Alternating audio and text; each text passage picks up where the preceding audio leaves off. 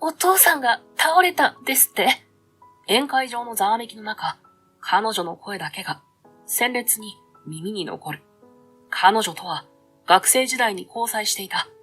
数年ぶりの同窓会で再会して、懐かしい話に花を咲かせていたばかりだというのに、あちこちで懐かしい笑顔が飛び交うはずの集まりが、一瞬にして不安と焦燥感に包まれる。どうしよう。肩を震わせる彼女を支え、俺は彼女と共に病院へ向かった。病院に到着すると、緊急ランプの光が点滅し、看護師や医師たちが行き交いながら頭を抱えているのが見える。大動脈が関係しているかもしれない。そんな話を漏れ聞くだけで、手術の成功率すら危ぶまれるほどの重傷だと想像がついた。お父さん、しっかりしてお父さん。彼女は震える手で父の名を呼び続ける。スタッフも懸命に治療法を探っているが、専門外だ、外科医が足りないという声ばかりが錯綜している。完全に万事休すの雰囲気が漂い、廊下は重苦しい沈黙に包まれた。その時、俺は思わず口を開いていた。その症例なら、手術方法があります。あの術式なら救えるかもしれない。医師たちが息を飲む音がわかる。俺の方へ一斉に視線が向けられる。誰だ君はという疑問が漏れ聞こえる。そうだろう。こんな場所で、しかも白衣すら着ていない、ただの同窓会参加者が、いきなり治療法を口にするなど、普通ではありえない話だ。けれど、彼女が苦しそうに涙を流し、父親の回復を祈る姿を見ていると、昔の自分を思い出す。どんなに追い詰められても、守りたい人がいて、手を伸ばせる方法が目の前にあるのなら、躊躇する理由はどこにもない。時間がないんです。俺に説明させてください。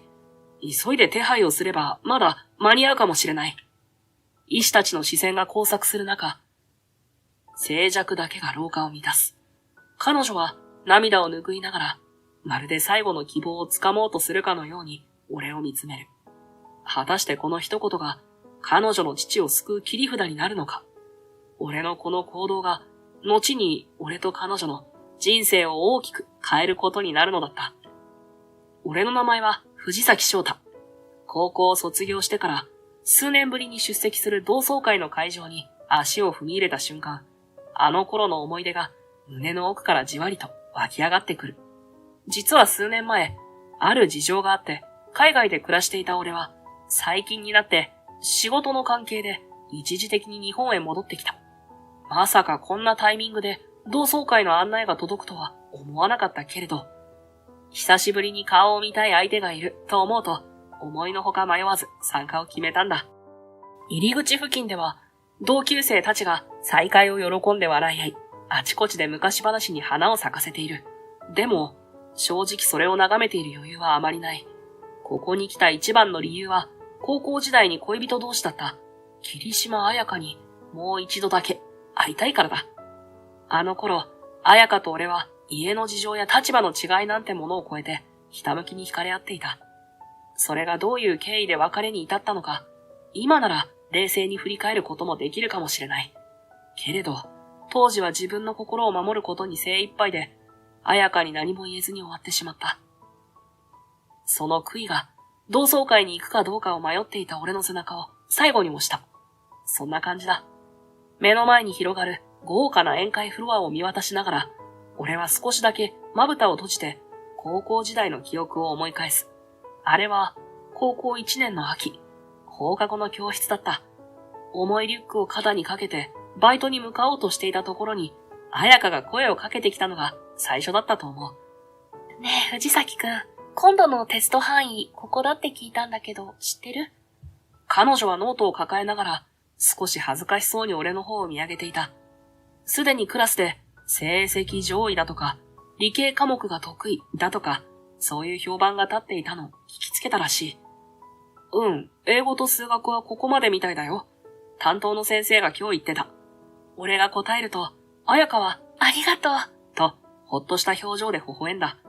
その笑顔がやけに印象的で忘れられない。クラスでは、社長令嬢とか、美人とか、いろいろ噂されているけれど、その時の彩香は、ただの同級生にしか見えなかった。変に気取ったところもなく、むしろちょっと天然というか、のんびり屋さんの雰囲気がある。藤崎くんバイトあるんだよね。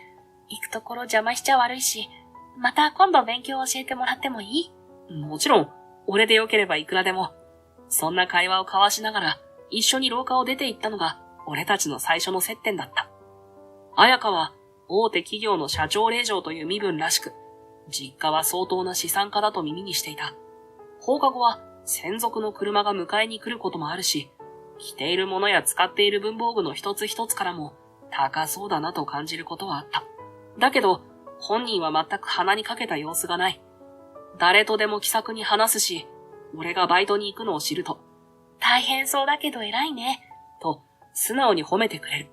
そういうところが、クラスの中でも男女問わず人気だった理由なのかもしれない。俺は母子家庭で育った。母親が一人で頑張ってくれているとはいえ、体調を崩しがちで、正直なところ、経済的には楽とは言えない状態だ。だけど、母の負担を少しでも減らしたくて、早いうちからバイトを始めていた。将来は医者になって、母のような体調の悪い人を助けたいという、漠然とした夢を持っていたが、そんなの無理かもしれないと、諦め半分。でも、やるだけやってみると、奮い立たせる気持ちが半分といったところだった。2学期の中盤頃から、彩香と一緒に帰ることが増えていった。と言っても、彼女は車で迎えに来てもらうことが多い。だから、せいぜい校門のあたりまでしか一緒じゃない。それでも、そこに至るまでの時間、廊下や校庭での会話が、俺にとっては心地よい時間になっていた。ねえ、藤崎くんは将来何になりたいの？俺は、医者になりたいんだ。母が小さい頃からずっと、体が弱くてさ、家族を支えられる存在になりたいというか、身近な人を助けるために力を持ちたいんだ。ほんと？すごいな。はっきり夢があるなんて、羨ましいよ。廊下を歩きながら、彩香は小さくつぶやいた。彼女は昔から落ち着いた印象こそあるものの、どこか浮かない表情を見せることがあった。その理由が今、少しだけ分かった気がした。羨ましいって、別にそんな大げさな話でもないよ。そりゃ簡単な道じゃないだろうけど、母のこともあるから、目指す価値はあると思うんだ。俺が照れ隠しのように言うと、彩香はふっと息をついた。それでも、自分が何をやりたいか、はっきり言えるってすごいよ。私は、夢なんてないから。そういう彩香の横顔は、静かに諦めを抱えているように見えた。すれ違う生徒たちのざわめきが遠ざかっていく中で、彼女は続ける。父の会社を将来的に手伝うことになると思う。というか、それが当たり前みたいに育ってきたから、ずっと自分の気持ちは後回しでさ、何かやりたいってことがあるなら考えてみればいいんだろうけど、夢なんて最初から持たない方がいいってどこかで思ってたのかもしれない。私の将来はもう決まってるんだって自分で勝手に決めつけちゃってた。彩香が抱えている道という名の枠は、俺には想像もできないくらい大きいのかもしれない。けれど、口をつぐんだまま黙っているのも違う気がした。俺は遠慮がちに言葉を探す。でもさ、将来は会社を継ぐって周りから決められたものでも、本当にそれしか選べないわけじゃないと思うんだ。少なくとも、彩香自身が自分のやりたいことを探してみるのは自由じゃない。考えもせずに諦めるのはもったいない気がする。すると、彩香は少し驚いた顔で立ち止まった。俺も歩みを止めて彼女の表情を伺う。いつも柔らかく微笑んでいる彩香が珍しく言葉を失っているようだ。でも、私が将来を勝手に選んでしまったら、父はきっと反対するだろうし、周りもお嬢様なのに何やってるのって言うかもしれない。周りが何を言っても、最終的に生き方を決めるのは自分自身じゃない。誰に反対されようが、彩香が本当にやりたいことに挑戦するのを止める権利は、誰にもないと思う。俺の言葉に、彩香は一瞬だけ視線をそらす。校舎の窓から差し込む夕日が、彼女の横顔をほんのり照らしていた。そっか、そういう考え方もあるんだね。小さい頃から当たり前に縛られてると、そこに疑問を持つことすら忘れちゃってた。私、自分が何かを選ぶなんてできないと思い込んでたけど、実はそうじゃないのかな。彩香の瞳にほんの少しだけ光が宿った気がして、俺の胸もなぜだか熱くなる。先に校門が見えてきた。その先には黒塗りの車が止まっていて、ドライバーらしき男性がうやうやしく待っているのがわかる。彩香は一度そちらに視線をやってから俺の方へ向き直った。ありがとう。藤崎くんにそう言われると、不思議と今のままで終わらなくてもいいんじゃないかって思える。ほんの少しだけど気持ちが軽くなったよ。ならよかった。俺も偉そうなこと言えないけどさ、夢に向かって迷うのは当たり前だし、どこかで立ち止まることもある。けど、自分がやりたいって思う気持ちだけは捨てちゃダメだと思うんだ。その言葉を聞いて、彩香は優しく笑った。まるで固く閉じていた心が少しだけほぐれたような、そんな表情だ。そうだね。もしまた迷ったら話を聞いてくれる？もちろん、俺でよければいつでも。ありがとう。じゃあまた明日ね、藤崎くん。そう言って手を振る彼女は少しだけ晴れやかな顔をしていた。俺も小さく手を上げ返す。そして、彩香が車に乗り込むのを見届けてから、いつものバイト先へと足を向ける。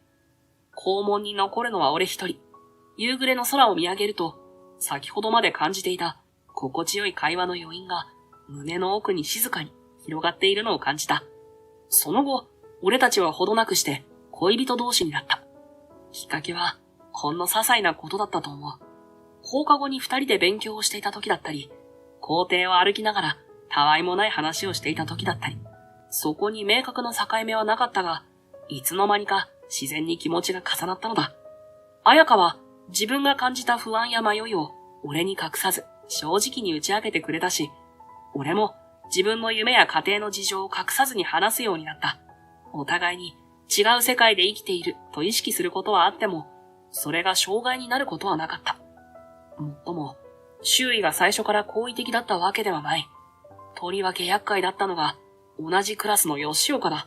彼は自分の父親が病院を経営しているらしく、いわゆる医者の息子として裕福な家庭に育った。何かと周囲に自慢したがるタイプで、他人を下に見がちなところがあった。ある日の放課後、俺が下駄箱で靴を履き替えていると、吉岡が取り巻きのような連中を連れてニヤニヤしながら近づいてきた。おい藤崎、お前霧島と付き合ってるってマジかよ。取り巻きたちも軽薄な笑みを浮かべながら、こちらの様子を伺っている。俺はできるだけ相手にしないようにしようと心がけながら淡々と答えた。だからなんだ、お前には関係ないだろ。いやいや、いくらなんでも分不相応すぎるって話だろ。霧島の父親はあの大手企業桜商事の社長だぞ。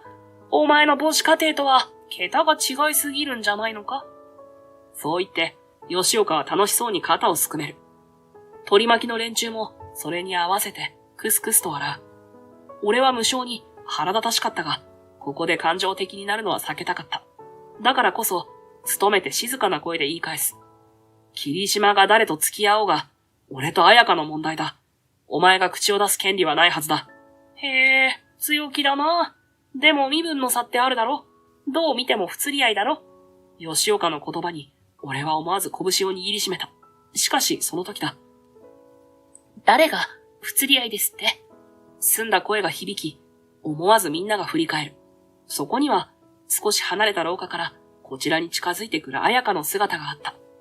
その端正な顔立ちと、落ち着いた立ち居振る舞いが、一瞬で周囲の空気を変える。吉岡は、気まずそうに口をつぐんだが、彩香は躊躇なく、こちらへ歩み寄り、はっきりと言い放った。私たち、確かに付き合ってるわ。あなたには関係ないでしょ？私が誰と一緒にいるかなんて、私が決めることなんだから。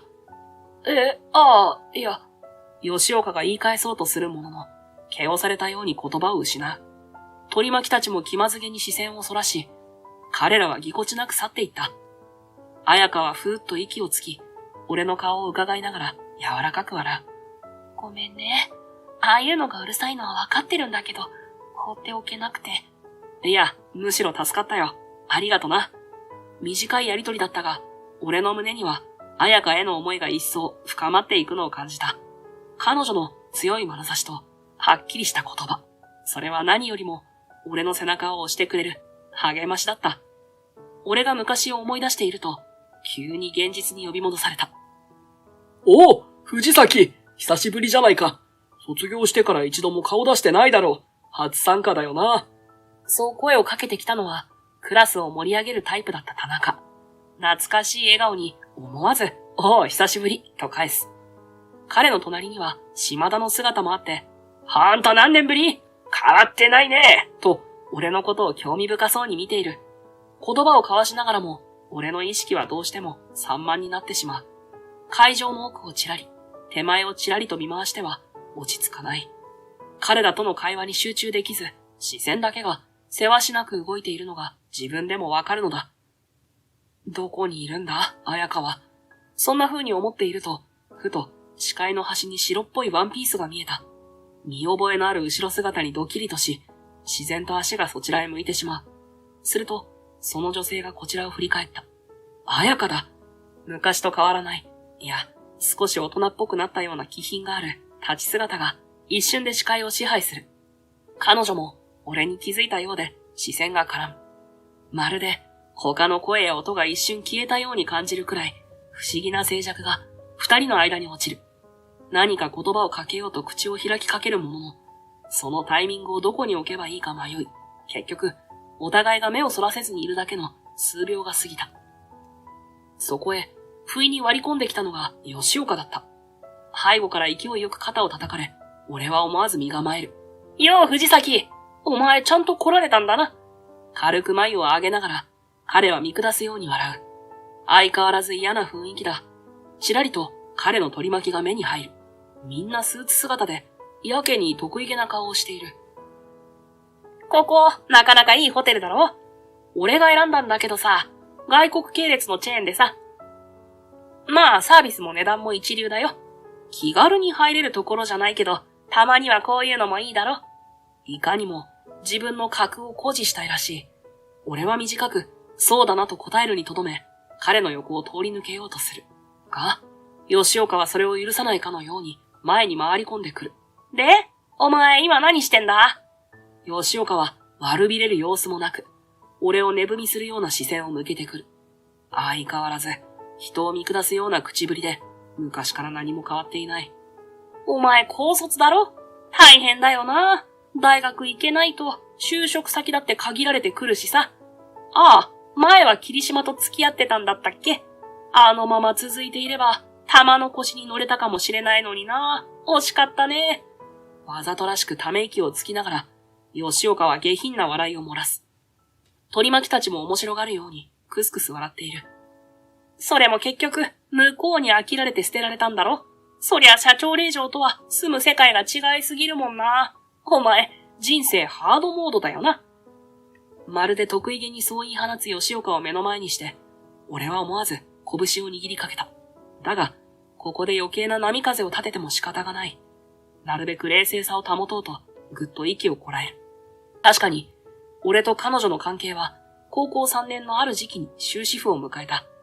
そんなことを思い出していたら、不意に気配を感じて振り向く。いつの間にか、彩香がすぐ横に立っていて、ドキリと胸が高鳴った。吉岡は、彩香の姿を捉えると、まるで待ってましたとばかりに言葉を続ける。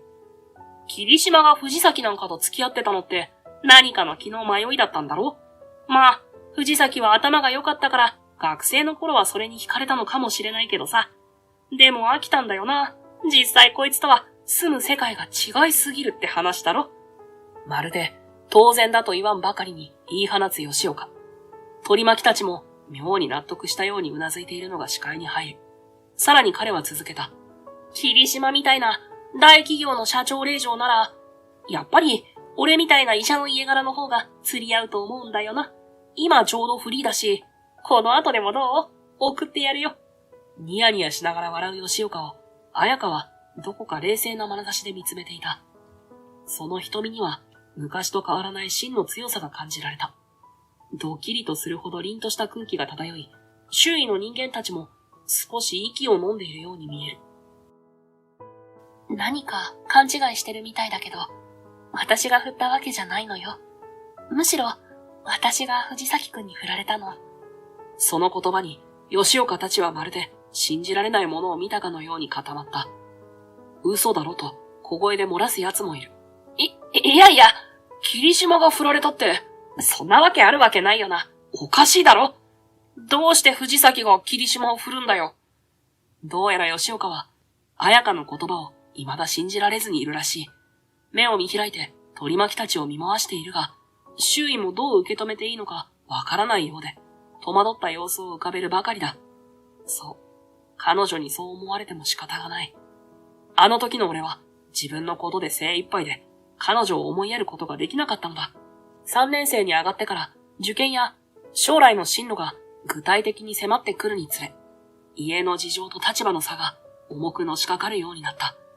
最初に大きくつまずいたのは母が体調を崩し、予定よりも長い入院を余儀なくされたことだ。入院費に加え、日常の生活費も厳しくなる。もともと奨学金や学費免除などを視野に入れていたとはいえ、医学部はやはり学費が高い。どうやって払うのか、バイトを増やしてどうにかなるのか、答えが出ないまま、日にちだけが過ぎていた。ごめんね、翔太。あんたには不自由をかけたくないのに。病室でそういう母を前に、俺は大丈夫だよ、と微笑むしかなかった。本当は不安で仕方がないのに、弱音を吐くわけにはいかない。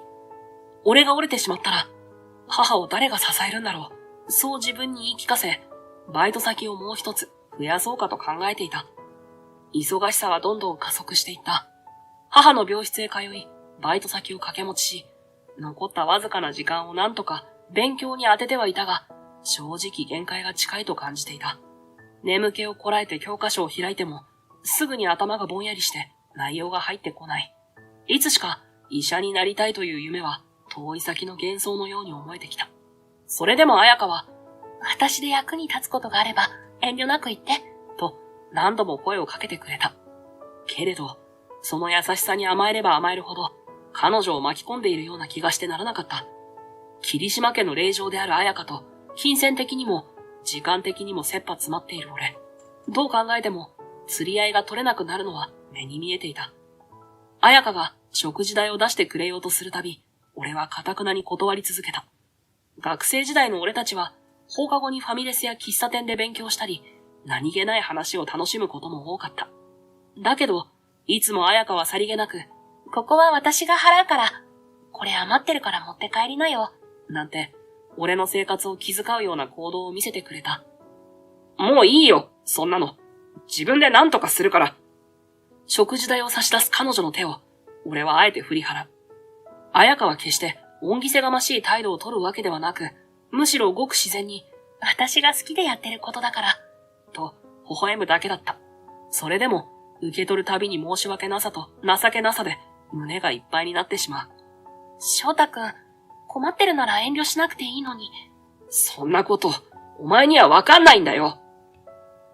胸の奥に溜まっていた鬱屈が、つい、彼女への強い言葉となって溢れ出る。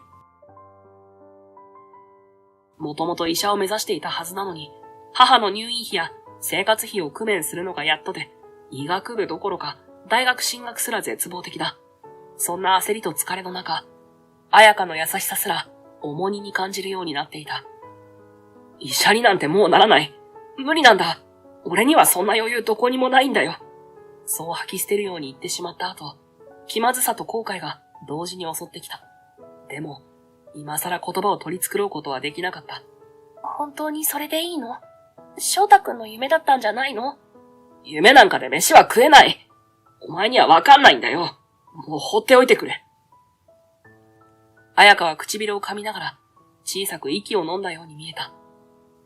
ごめん。もうこれ以上お前と一緒にいられない。俺もお前を幸せにできる気がしない。自分が何を口にしているのか、あまりにもひどいことを言っているのは分かっているのに止まらなかった。俺は彩香のそばから離れていった。今まで支えられたはずの優しさを拒絶して、結局、夢を諦める自分への苛立ちを彼女にぶつけるような形で終わらせてしまったのだ。それが高校3年の冬のこと。結局、卒業式でもまともに言葉を交わさず、まるでお互い避けるかのようにして式を終えた。彩香の涙ぐんだ横顔を見た時の胸の痛みは、今でも忘れられない。そんな空気が微妙に張り詰めたところに、突然ウェイトレスが現れた。外国人のスタッフらしく、流暢な英語で何かをまくし立てている。幹事の方ですか？吉岡さんはいますか？実は問題が生じているようなんですが。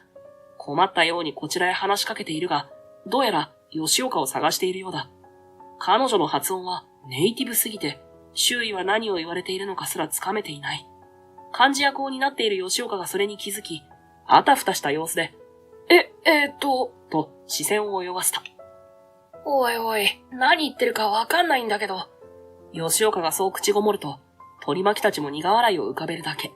会場の雰囲気がなんとも気まずい空気に包まれる。すると、自然と俺の方に視線が集まってきた。すみません、どうかしましたか？そう言って、俺は迷わず英語で対応を始めたからだ。海外で暮らしていた経験から、日常会話なら難なくこなせる。ウェイトレスは、ありがとうございます。と、安堵の表情を浮かべると、不具合のある設備について、早口で説明してくる。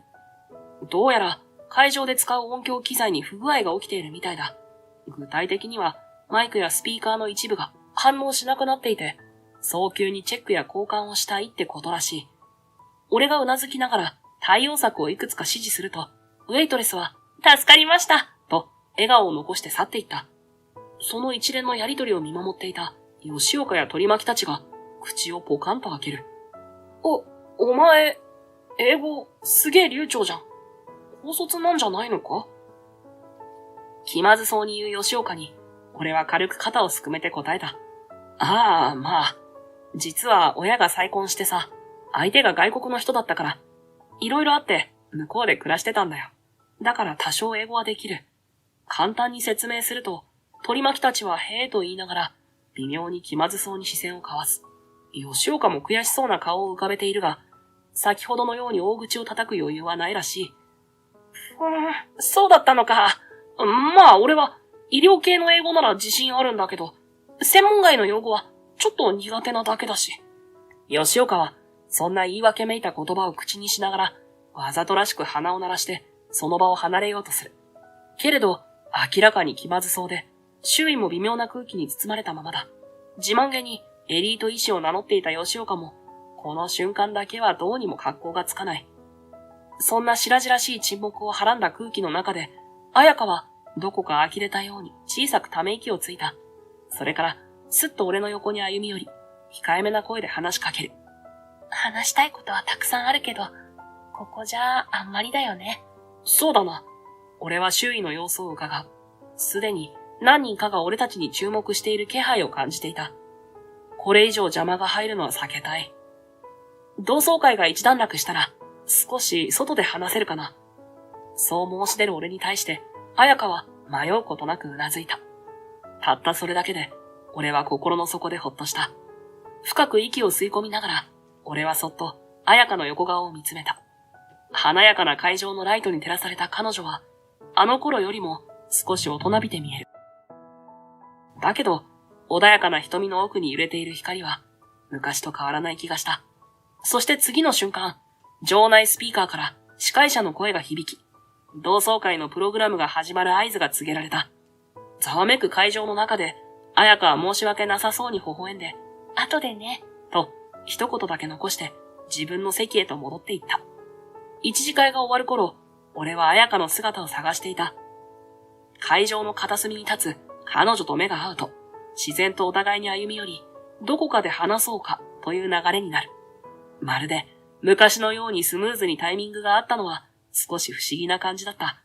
ところが、いざ会場を出ようとしたその時、彩香の携帯が鳴り響く。画面を見た彩香の表情がみるみるうちに険しく変わっていくのがわかる。父が倒れたって。彩香の口から告げられた言葉は、騒がしい会場のざわめきを一瞬で遠くへ追いやった。電話を握りしめる彼女の表情がみるみるうちに青ざめていく。どういうことだ？倒れたって。俺が声をかけると、彩香は唇を震わせながら状況をかいつまんで教えてくれた。父親である霧島社長が仕事中に急に体調を崩して倒れ、緊急で救急車を呼んだらしい。詳しい容体はまだわからないが、病院へ搬送されている最中だという。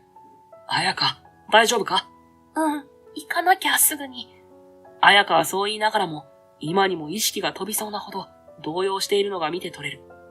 よし、今すぐ向かおう。俺もついていく。そういった矢先、会場の隅からバタバタと駆け寄ってきたのは、さっきまで嫌味を飛ばしていた吉岡だった。こちらの異変に気づいたのか、険しい顔をしている。おい、藤崎、霧島、何かあったのか？どうしても一瞬身構えてしまったが、今はそんなことにこだわっている場合じゃない。俺は手短に霧島社長が倒れて病院に運ばれたことを伝える。すると、吉岡は目を見張って口早に言った。搬送先ってどこの病院だ？さっき聞いた感じだと、桜総合病院らしい。場所はこの辺りじゃないと思うんだけど。それ、俺の勤め先だ。わかった、任せろ。とにかく急いで行こう。いつもの見下すような態度は影を潜め、吉岡はすぐさまスマホを取り出して、病院へ電話をかけ始める。状況を伝え、上の医師やスタッフに手を回すよう要請しているらしく、その顔つきは意外なほど真剣そのものだった。大丈夫だ。今、救急科の方で受け入れ準備してるらしい。俺もついていくからタクシーを拾おう。そう言って、すぐにフロントへ駆け寄る吉岡の後ろ姿を眺めながら、俺は呆然とする彩香の肩にそっと手を添えた。彩香、とにかく落ち着け。すぐにお父さんのところへ行くから。うん、ありがとう、翔太くん。震えながら小さく答える彼女の瞳から不安の色が滲み出ている。あの頃とは違い、俺は今ここにいて、ちゃんと彼女を支えようと思う。それは過去に味わった後悔を晴らすためだけじゃない。今の俺は少しでも彼女の力になりたいと心から思っているんだ。タクシー呼んだぞ！こっちだ！吉岡の声に促され、エントランスへ急ぐ。待機していたタクシーのドアが開くと、三人は何も言わずに次々と乗り込んだ。運転手に病院の名前を告げた途端、タクシーは夜の街を勢いよく走り出す。彩香のこわばった手を握りしめながら、俺は車窓の景色を見つめる。色とりどりのネオンが流れていく中、胸の中では祈るような思いが渦巻いていた。タクシーを降りると、夜の空気を切り裂くように、救急車のサイレンが遠ざかっていくのが聞こえた。病院の玄関ロビーには、照明がこうこうと灯っている。それでも、空気は張り詰めていて、どこか冷たい。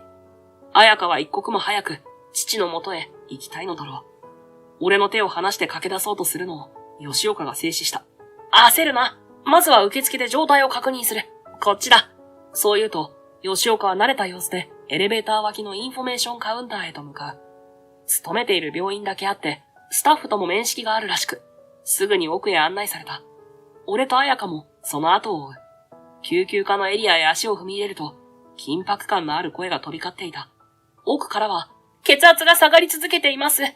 急いで輸血準備をといった切迫した指示が聞こえてくる。あたりは消毒液の匂いで満たされ、医師や看護師たちが慌ただしく動き回っていた。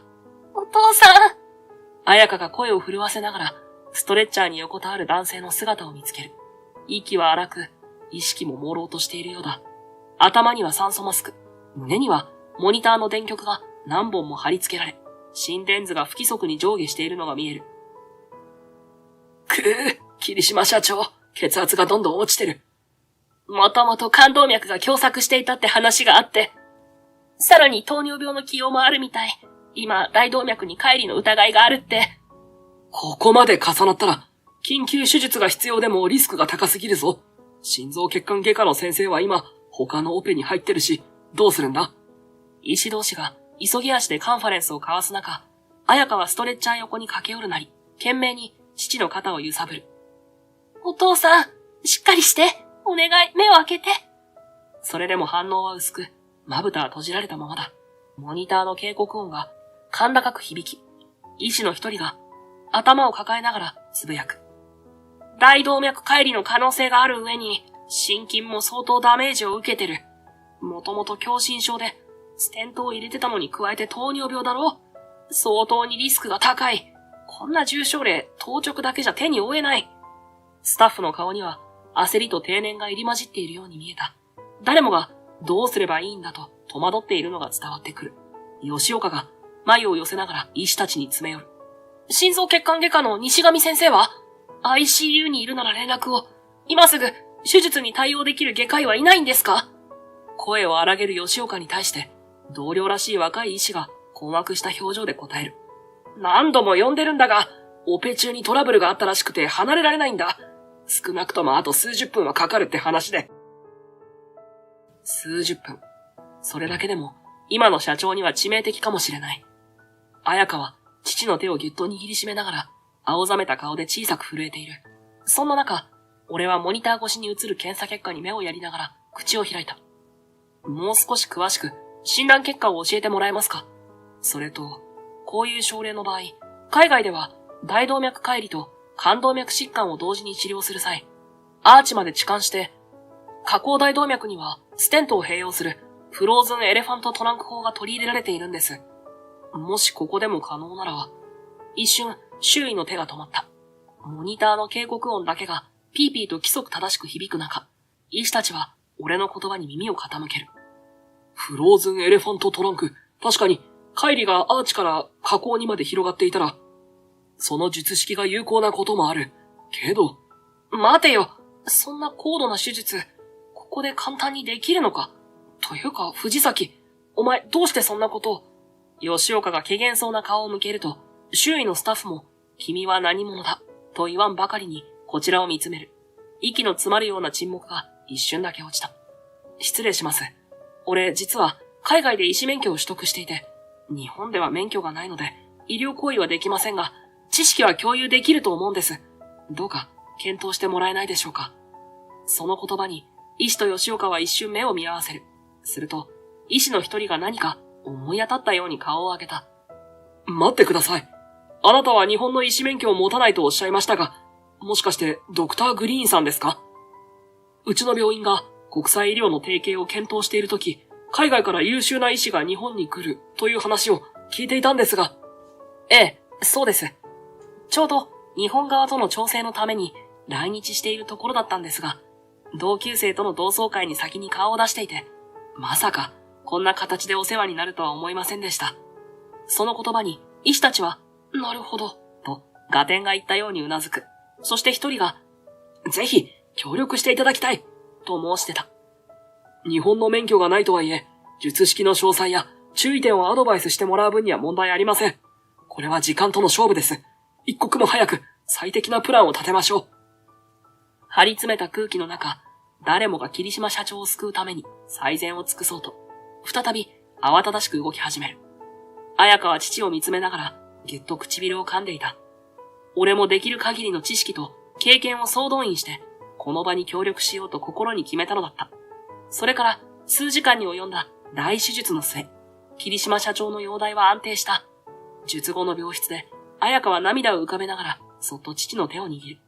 お父さん、本当によかった。まだ麻酔が残っている父の表情は穏やかだ。心電図も安定したリズムを刻み、医師たちの口からは、成功だという言葉が繰り返し聞こえていた。彩香は安堵のあまり、その場にへたり込みそうになったが、すぐに俺の方へ向き直る。瞳には涙が光っている。翔太くん、本当にありがとう。まさか医者になっていたなんて、夢を叶えたんだね。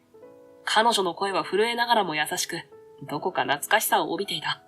昔俺が医者になりたいと語っていたことを、彩香はずっと覚えていてくれたのだろう。ああ、母親が翻訳の仕事をしていて、再婚相手がアメリカ人のグリーンさんだったんだ。彼はすごく親切でさ、俺が医学を学びたいって言ったとき、お金のことは気にしなくていい。好きなだけ勉強しなさいって言ってくれた。だから思い切って渡米して、向こうで医師免許を取れたんだ。そう語りながら、遠い異国で過ごした日々が脳裏に浮かぶ。大学で懸命に勉強し、研修医として修羅場のようなオペに携わり、数えきれないほどの患者を見てきた。あの時、夢を諦めてしまっていたら、きっと今とは違う道を歩んでいただろう。今は、日本の桜総合病院から依頼を受けて戻ってきてるんだ。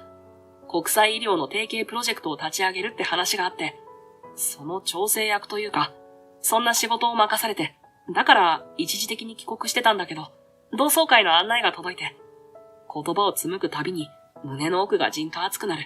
よかった。本当にありがとう。翔太くん。あなたのおかげでお父さんも助かった。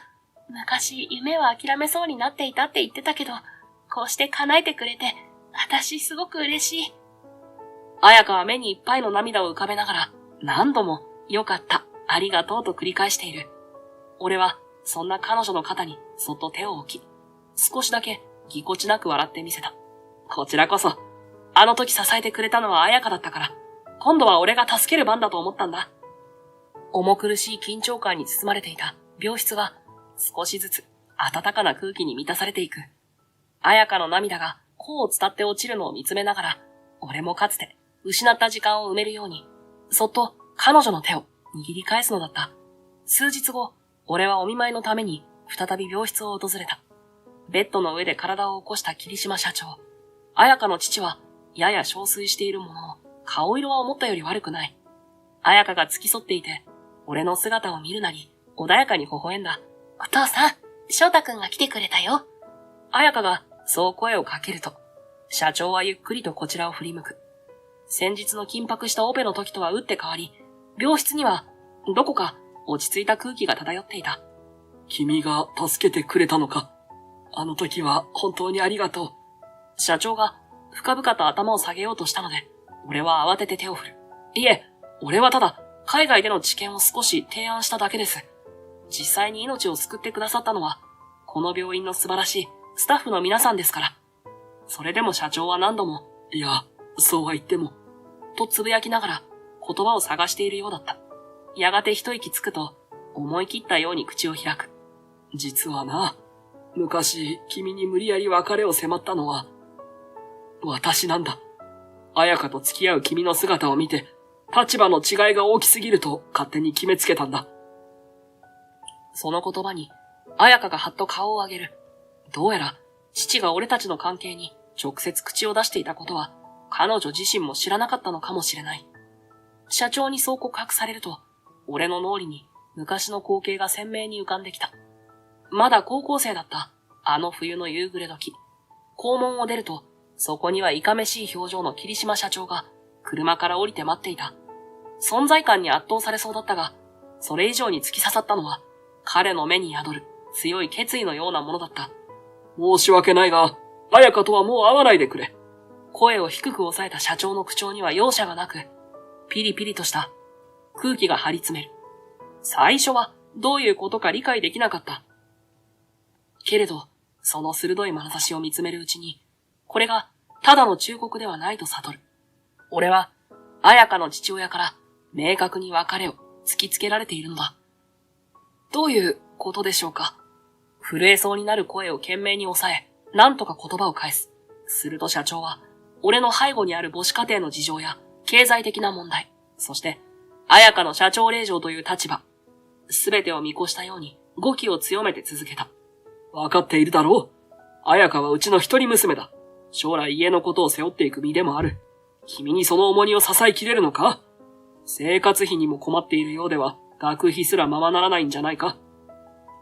一方的な理屈だった。言い返そうと口を開こうにも、まるで言葉が出てこない。無力感が全身を押しつぶすようで、息が苦しかった。やっとの思いで絞り出した声も、ほとんど震えてしまっていた。でも、それと俺たちの気持ちとは関係ないと思います。社長は一瞬だけ眉を潜めてから、冷ややかに口を結んだ。その目は、俺の抗議など最初から通用しない、とでも言わんばかりの、静かな怒りに満ちている。家と家のことだ。彩香を守るのは父親である私の義務だ。もし本当に彩香のことを思うのなら、苦しむ前に手を引いてくれ。頼むから分かってくれ。まるで決定事項だと告げるように、社長は一度深い息をついた。正直、頭が真っ白になった。俺の家庭事情や進路が曖昧なこと、すべてを見透かされているようで何も言い返せない。それ以上、彼が何かを強要してきたわけではないが、言葉には抗えない重みがあった。俺はただ、うなずくこともできず、唇を噛み締めて立ち尽くしたまま、彩香の父が去っていくのを見送った。その夜は彼の言葉が頭から離れなかった。立場の違いを突きつけられた時の悔しさと、彩香を守りたいという父としての気持ちを否定できない複雑さ。どちらも胸に刺さって苦しかった。結局、俺にはどうすることもできず、彩香を巻き込みたくないという思いばかりが募る。そして翌日、学校であっても彼女の顔をまともに見られなくなり、自然と距離を置くようになってしまった。最後は、俺の方から別れを切り出す形になって、何もかも終わってしまったのだ。そして、あれから何年も経った今、まさか社長自身が後悔していると口にする日が来るとは思わなかった。社長は弱々しくも真摯な目で、俺を見つめ、頬を垂れた。あの時は娘を守りたい一心だったけれど、結果的にあれ以来、娘がずっと塞ぎ込んでしまい、私は何年も後悔し続けていた。勝手を言ってすまない。もしまだ娘に対する気持ちがあるなら、どうかこれからは支えてやってほしい。私は娘が幸せになってくれれば、それでいいんだ。苦しそうに語る社長の声が、病室の静けさに染み渡る。彩香は父を心配するように肩に手を添えながら、何か言いたげに俺の方を見つめている。顔を上げてください。霧島社長のお気持ち、痛いほどわかります。俺だって、もし俺が彼女の親だったら、同じことを言っていたと思うんです。俺はそう言うと、椅子から立ち上がり、社長のベッドに寄り添うように姿勢を正した。ただ、あの時は俺自身が未熟でした。でも今は、こうして医者の道を歩んで、ようやく彼女に恥じない自分で戻ってこれたと思っています。もし許していただけるなら、彩香と再びお付き合いさせていただけないでしょうか。あの頃の後悔を振り払うように、俺は真剣な思いを言葉にした。すると、俺の言葉を聞いていた彩香が、目に涙を浮かべながらこちらを見つめる。俺は一度、息を整えた。そして、彩香へと向き直る。彩香、順番が逆になっちゃったけど、同窓会に行ったのも、結局は君に会いたかったからなんだ。遠回りしちゃって、すごく遅くなったけど、もしこんな俺でよかったら、もう一度付き合ってほしい。彩香はみるみるうちに涙をこぼしながら、けれど、はっきりと、とうなずいてくれた。もちろんだよ、翔太くん。私ずっと待ってた。その瞬間、俺の胸には込み上げる熱いものが抑えきれず、彼女の手をそっと握り返す。ベッドの上から一部始終を見ていた霧島社長は、娘に目を向けた後、ゆっくりと俺に顔を戻した。娘を頼むよ。二人が納得して決めたことなら、私は心から応援したい。そう言って、深々と頭を下げる父親に、俺は精一杯の誠意を込めて、はいとうなずく。彩香が涙に濡れた瞳で微笑んでいるのを見て、ようやく俺も思い切り笑顔になれた。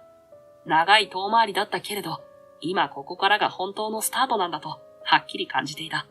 数日後、霧島社長の容体も安定し、一段落しそうになったある日のこと。俺は病院の廊下で吉岡と鉢合わせした。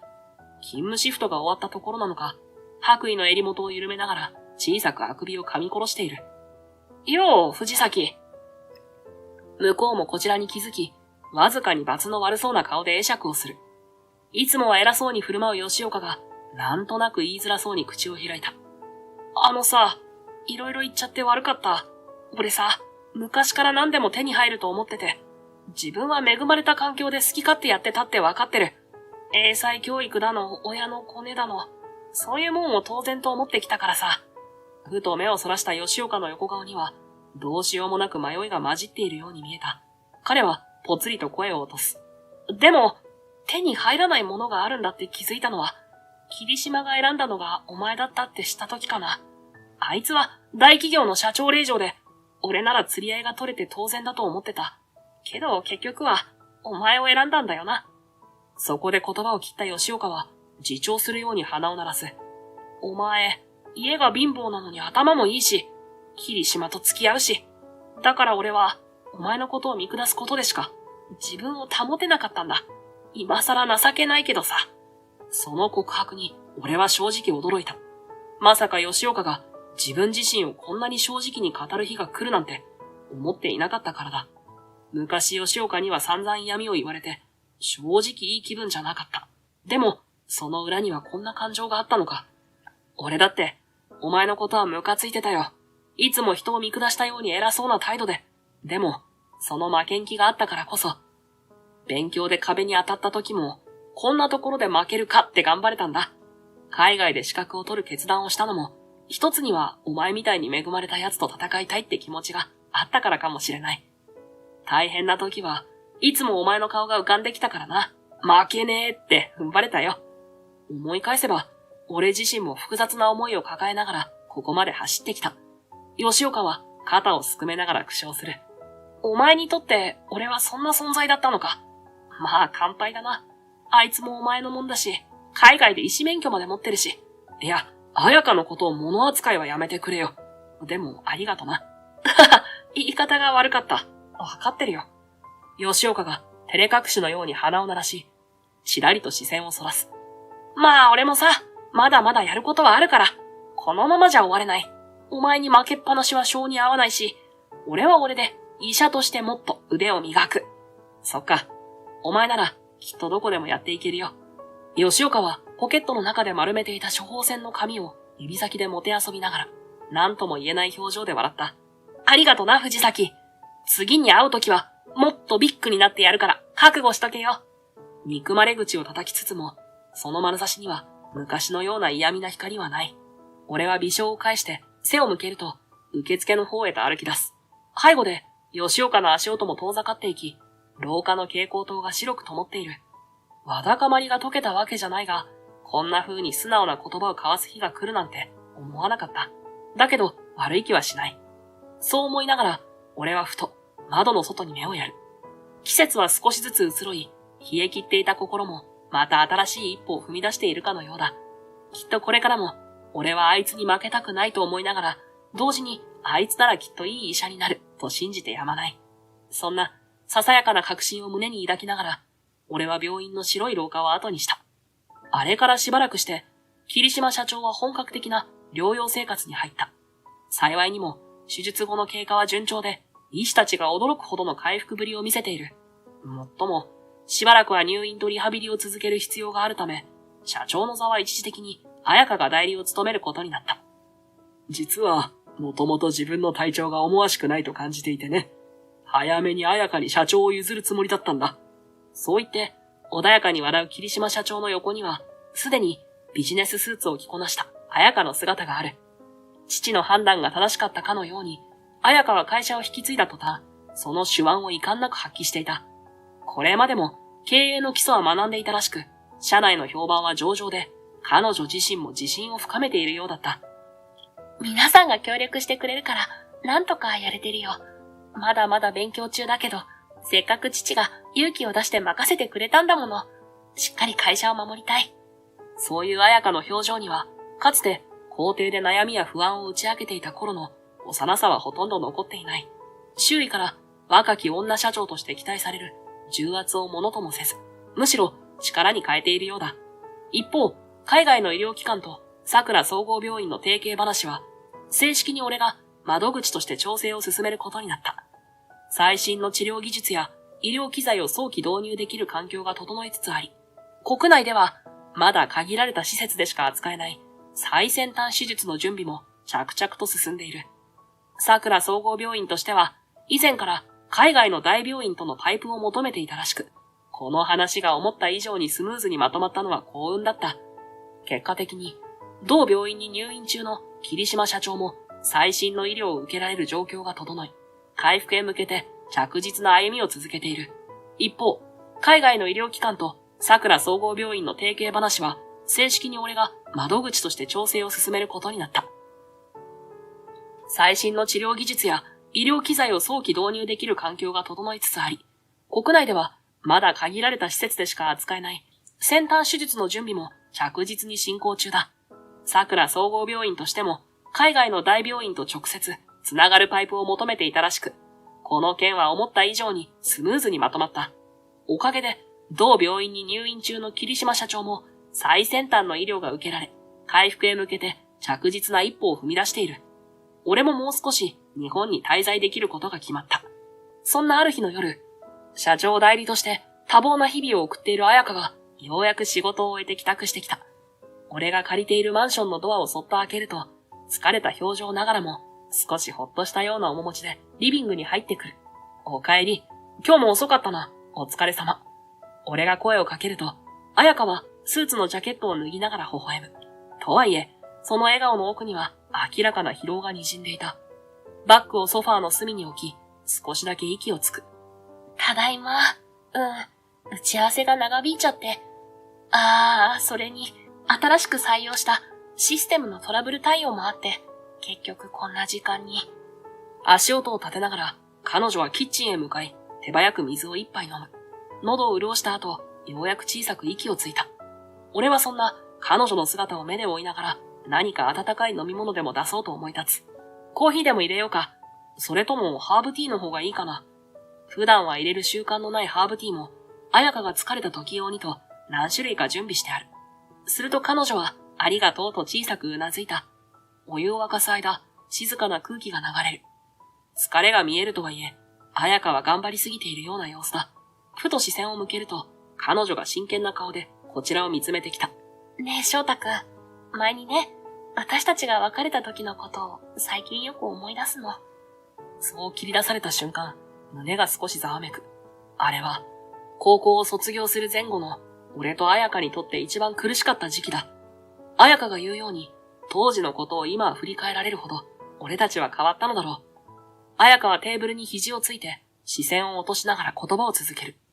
私、あの時あなたに別れを切り出されたでしょ？その後で気づいたんだ。どれだけ自分が世間知らずだったかって。父の会社を継ぐつもりとか、大きくしたいとか、そういうことばかり言いながら、実は社会のことなんて全く知らなくて。彼女の声はどこか懐かしく、けれど切なさを帯びていた。カップにハーブティーを注ぎ終え、そっとテーブルに置く。蒸気がゆらゆらと立ち上り、彩香のかすかに震えるまつげを照らしている。俺は、彩香が社長令嬢だってことを気にしていた。それが、俺たちの間の溝だった。でも、彩香自身もいろいろ悩んでいたんだよな。高校時代、彩香は常に周囲に明るく接していた。でもその裏で、立場や家の事情をどう受け止めればいいか、苦悩していたはずだ。彩香は目を伏せて唇を噛むようにしながら、小さく息をついた。私、自分が社長令嬢であることを鼻にかけないようにはしてたつもり。でも、実際にはそれに甘えてたんだと思う。だって、何不自由なく育って、必要なものは全部与えられてきたから。普通に育ったと思っていたけれど、社会にはいろんな立場の人がいて、同じ環境なんて一つもない。あの時私は、翔太くんと付き合うと公言することで、翔太くんがどういう影響を受けるかなんて、深く考えてなかった。手元のマグカップを見つめたまま、その言葉をこぼすように続ける。むしろ、私があなたを救ってるつもりだった。あなたが経済的に苦しいなら、手伝ってあげる。家に来ればいいとか。でもそれって結局、あなたを追い詰めていたんだって後になって気づいたの。自分は助けてるつもりでも、相手からすれば自尊心やプライドを傷つけられていたかもしれないって。ぎゅっと握りしめられた彩香の手が小さく震えるのがわかる。彼女は苦笑しながらそのまま話を続ける。だから、それからはもっと周りを見ようと思って、父の会社でもいろんな部署を見て回ったし、従業員の人たちが何に困っているのか聞くようになったの。そうしてようやく自分がどれだけ恵まれた環境だったのか、初めて気づいたんだ。責任を持つってどういうことか、他人を思いやるってどうすればいいのか、ようやく少しずつ学んだ気がする。彩香はそう語り終えると、少しだけ肩の力を抜いて、ハーブティーを一口含む。その瞳には、昔にはなかった強さと柔らかさが宿っている。今は社長代理をしながら、いろんな課題が見えてきた。それでも、従業員の気持ちや業務の流れを知ろうとするうちに、少しずつ前に進めているのかなって思えるの。まだまだ至らないところばかりだけど。そこで彼女は顔を上げ、俺をまっすぐ見つめた。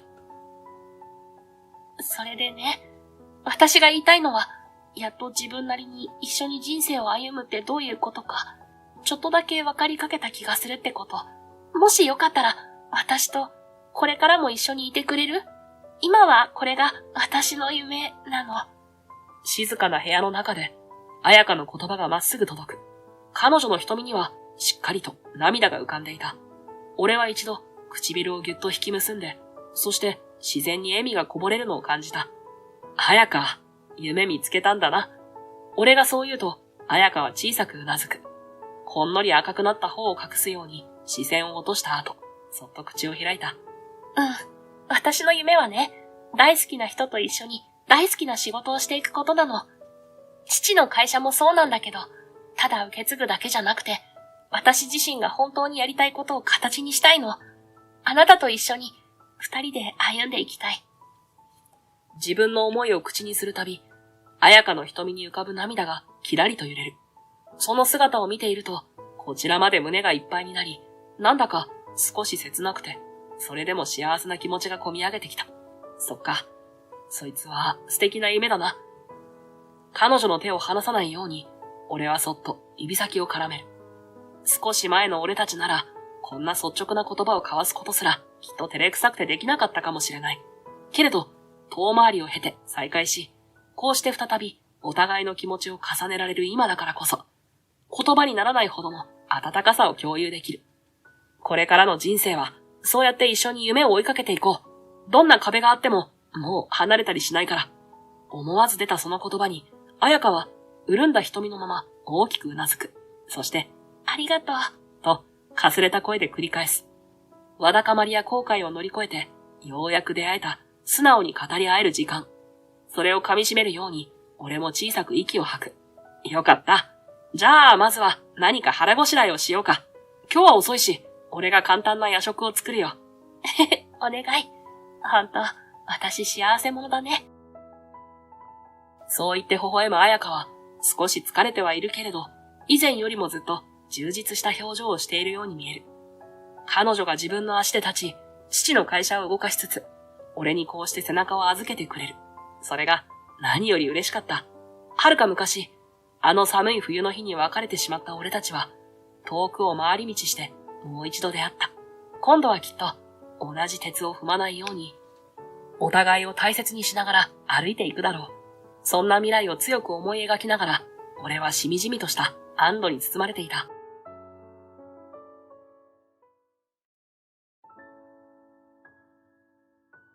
もう終わりだわ。所長の絶望的な声が赤い警告灯に照らされたサーバールームに響いた。俺は地方の赤字続きのテレメディカルセンターで働くただの IT スタッフ。仕事は与えられたものをこなし、給料をもらう。それだけでいいと思っていた。真夜中に鳴り響いた緊急連絡。センターの全システムがダウンし、山奥の患者との接続が途絶えた。サイバー攻撃だ。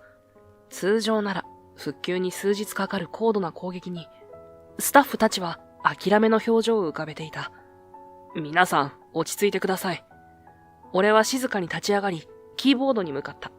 指が自然と動き始める。通常のアクセス権限では、触れない領域に分け入り、複雑なコード列を入力していく。信じられないわ。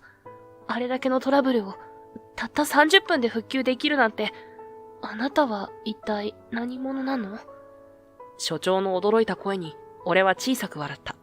そう。俺はただの IT スタッフじゃない。このシステムには、もっと深い関わりがある。モニターの青い光が、俺の顔を照らす中、長い間閉ざしていた心の扉が、少しずつ、開き始めていた。この小さなセンターと、ここに集う人々のために。俺の名前は、倉橋イルカ。山あいの小さな町にある遠隔医療施設、桜テレメディカルセンターで IT スタッフとして働いている。俺の仕事は、オンライン診察システムの維持管理、医師と患者をつなぐ通信環境の整備、そして利用者からの技術的な問い合わせ対応が主だ。今日も俺は事務室の隅で、誰にも話しかけられずに一日を過ごしていた。時刻は15時を回ったところ、ちょうどサーバーの定期チェックを終え、ログデータの記録をつけているところだった。事務室の外からスタッフたちの小さな話し声が漏れ聞こえてきた。今月も予算オーバーだって。どうなるのかね、このセンター。私、転職先探し始めたわ。俺は聞こえないふりをした。桜テレメディカルセンターは、ここ数年ずっと赤字続きだ。その経営状況は年々悪化の一途をたどり、今では閉鎖の噂が絶えない。スタッフの間でも、あと半年がタイムリミット、と囁かれ、利用者からも、このまま続けられるのか、と不安の声が上がるようになっていた。それでも、俺にとってはただの人事だった。所詮、俺は IT の修理屋。ここが潰れれば、また次の職場を探せばいい。他人の不安や希望なんて、俺には関係ない。与えられた仕事をこなし、給料をもらい、明日も同じことを繰り返す。それだけが、今の俺の生き方だった。夕方になると、窓の外はしっとりとした雨が降り始めていた。バックアップデータの確認を済ませた俺は、珍しく定時前に仕事が終わり、サーバー室の最終チェックをしようと廊下を歩いていた。診察室の前を通りかかると、半開きのドアから水口鈴所長の声が聞こえてきた。所長は大きなディスプレイに映る車椅子の少女と熱心に話をしていた。彼女はまだ20代後半だというのに、このセンターの所長を任されている若きエリートだ。サギちゃん、その調子なら来週の予定通り検査の間隔を少し上げてみましょうか。でも何か変化を感じたらすぐに連絡してね。いつでも対応するから。画面越しの少女は嬉しそうにうなずいていた。鈴先生、ありがとうございます。お母さんも喜ぶと思います。でも、センターのことで噂を聞いたんですけど。少女の言葉に水口所長の表情が一瞬曇った。だが、すぐに明るい笑顔を取り戻す。大丈夫よ。あなたたちのことは絶対に見捨てたりしないから。私がついているわ。その言葉に安心したのか、少女は小さく笑った。診察が終わり、画面が暗くなると、水口所長はため息をついた。そのまま長い間、黙って椅子に座っていた。俺は見つからないように静かに立ち去ろうとしたが、床がきしんで所長の注意を引いてしまった。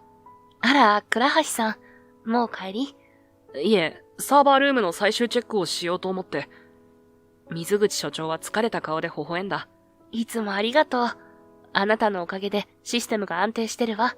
仕事ですから。そっけなく答えると、所長は少し考え込むように俺を見た。サギちゃんは、ここから車で2時間もかかる山奥に住んでるの。足が不自由だから、以前は月に一度の診察のために、朝5時に起きて準備して、母親と大変な思いをして通院してたのよ。でも今は、このシステムのおかげで、自宅で診察が受けられる。倉橋さん、あなたが日々メンテナンスしてくれるこのシステムが、サギちゃんのような患者さんの命綱になってるのよ。俺は適当に相槌を打って、その場を去ろうとした。すると、彼女は後ろから言った。明日も診察が詰まってるから、システムよろしくね。俺はただ、うなずくだけで返事をせず、黙って部屋を出た。サーバールームに向かいながら、俺は水口所長のことを考えていた。なぜあんなに熱心なんだろう。赤字だらけのこの施設が閉鎖されたって、彼女はすぐに次の仕事が見つかるだろう。若くて優秀なんだから。なのになぜ、あんなにも一生懸命に患者のために奔走するのか。仕事は仕事だ。感情を入れるから疲れるんだ。淡々とこなして、給料をもらう。それが一番効率がいい。サーバールームの扉を開け、淡々と最終チェックを始める俺の頭の中で、水口所長と詐欺さんの笑顔が何度も浮かんでは消えた。窓から差し込む朝日がセンターの廊下に長い影を作る木曜日の朝だった。いつもより早く出勤した俺は週に一度のシステムメンテナンスを始めようとしていた矢先、ナースステーションから慌ただしい声が聞こえてきた。廊下を歩いていくとスタッフたちが診察室の前に集まっていた。ああ、倉橋さん。看護師の一人が俺を見つけると、まるで救世主でも見つけたかのように駆け寄ってきた。大変なんです。今朝からオンラインシステムが全部ダウンしてて、診察ができないんです。俺は無言でうなずき、診察室へと向かった。入るなり、水口所長と医師たちが困惑した表情でモニターを見つめている様子が目に入った。倉橋さん、システムが全部止まってしまったの。今日は朝から重症の患者さんの予約が入っていて、このままじゃ。俺は黙ったままメインの端末に近づいた。画面には接続エラーのメッセージが表示されている。キーボードを操作して診断コマンドを入力すると、ネットワークの異常を示す数値が返ってきた。サーバールームを確認します。俺は短く言い、急いで2階のサーバールームへと向かった。ドアを開けると、いつもと違う音が耳に入る。サーバーファンの音が不規則だった。ラックの温度計を見ると、通常より10度以上高い。昨晩の大雨で空調システムに不具合が生じたようだ。このままでは全システムがダウンする危険がある。俺は迷うことなくメインサーバーの緊急シャットダウンを実行し、ルーターとスイッチを再起動。その間に空調の設定を手動で調整した。10分後、システムを順次立ち上げていく。いくつかのエラーはあったが、設定ファイルを手早く修正していった。30分後、診察室のモニターに再び映像が映し出されたとき、スタッフたちから安堵のため息が漏れた。水口所長は満面の笑みで俺に駆け寄ってきた。そして俺の腕に手を置いた。そのぬくもりに少し戸惑う。倉橋さん、本当にありがとう。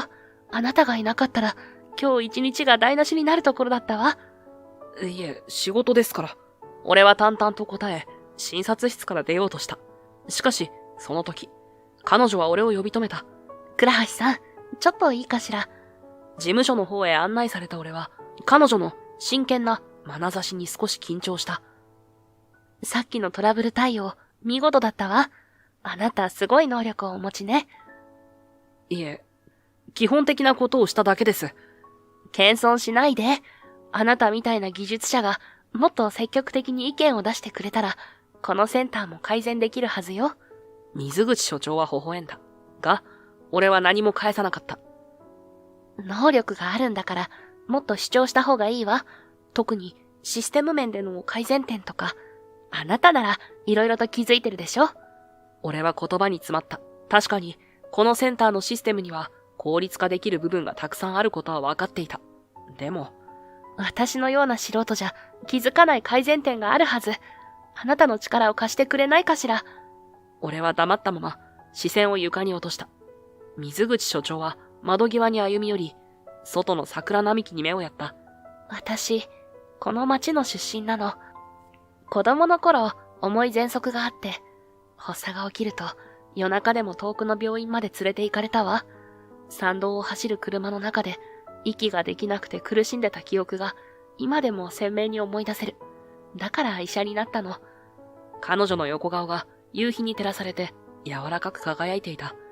でも、単に医者になるだけでは、私みたいに遠くの病院まで行けない患者さんは救えないって気づいたの。だから、このテレメディカルセンターを立ち上げた。その時、初めて自分の仕事に誇りを持てたわ。患者さんのありがとうの言葉が私の宝物なの。赤字続きで、いつ閉鎖になってもおかしくないってわかってる。でも、ここを利用している人たちの笑顔を守りたい。それが私の誇りなの。水口所長は振り返り、俺の目をまっすぐ見つめてきた。この前、サギちゃんのお母さんから手紙をもらったの。娘が笑顔を取り戻したのは、このセンターのおかげですって。これが私の原動力。倉橋さん、あなたの原動力は何？俺は言葉に詰まった。今の自分にはそんなものはない。ただ淡々と日々を過ごす。それだけだ。いつか、あなたにも見つけてほしいな。自分の誇りを。そう言って、彼女は微笑んだ。その時、思わず声が出た。水口所長、システムの最適化なら、いくつか案があります。遠隔診療の安定性を上げるために、冗長化構成を組めば、今日みたいなトラブルも防げます。あと、予約システムも改善できる点がいくつかあります。患者さんの使いやすさを考えると、インターフェースをもっと直感的にできます。言葉が止まらなくなっていた。久しぶりに自分の専門知識を語る自分がいた。水口所長はそれを目を輝かせて聞いていた。素晴らしいわ。それぜひやってみましょう。熱心にうなずく彼女を前に、不思議と胸が熱くなるのを感じた。深夜の静まり返ったセンターで、俺はキーボードに向かって最後のコードを打ち込んでいた。あの日の水口所長との会話から気がつけばもう1ヶ月が経っていた。その間に少しずつ自分の殻を破り始めている自分がいた。まず取り組んだのはオンライン診療システムの安定性向上だった。バックアップサーバーを構築し、メインシステムに障害が発生した場合でも10秒以内に自動的に切り替わる冗長構成を組んだ。さらに旧式だった通信プロトコルを最新のものに刷新し、低速回線でも途切れにくい独自の圧縮アルゴリズムを実装した。倉橋さん、昨日のサギちゃんの診察、一度も途切れなかったわ。看護師長の松本さんが驚いた顔で報告してくれたときは少し照れくさかった。当たり前のことですよ。そう言いながらもどこか誇らしい気持ちがあった。次に手をつけたのは患者向けのインターフェースだ。高齢者でも直感的に操作できるよう画面の構成を一新した。文字サイズを大きくし、色のコントラストを強調。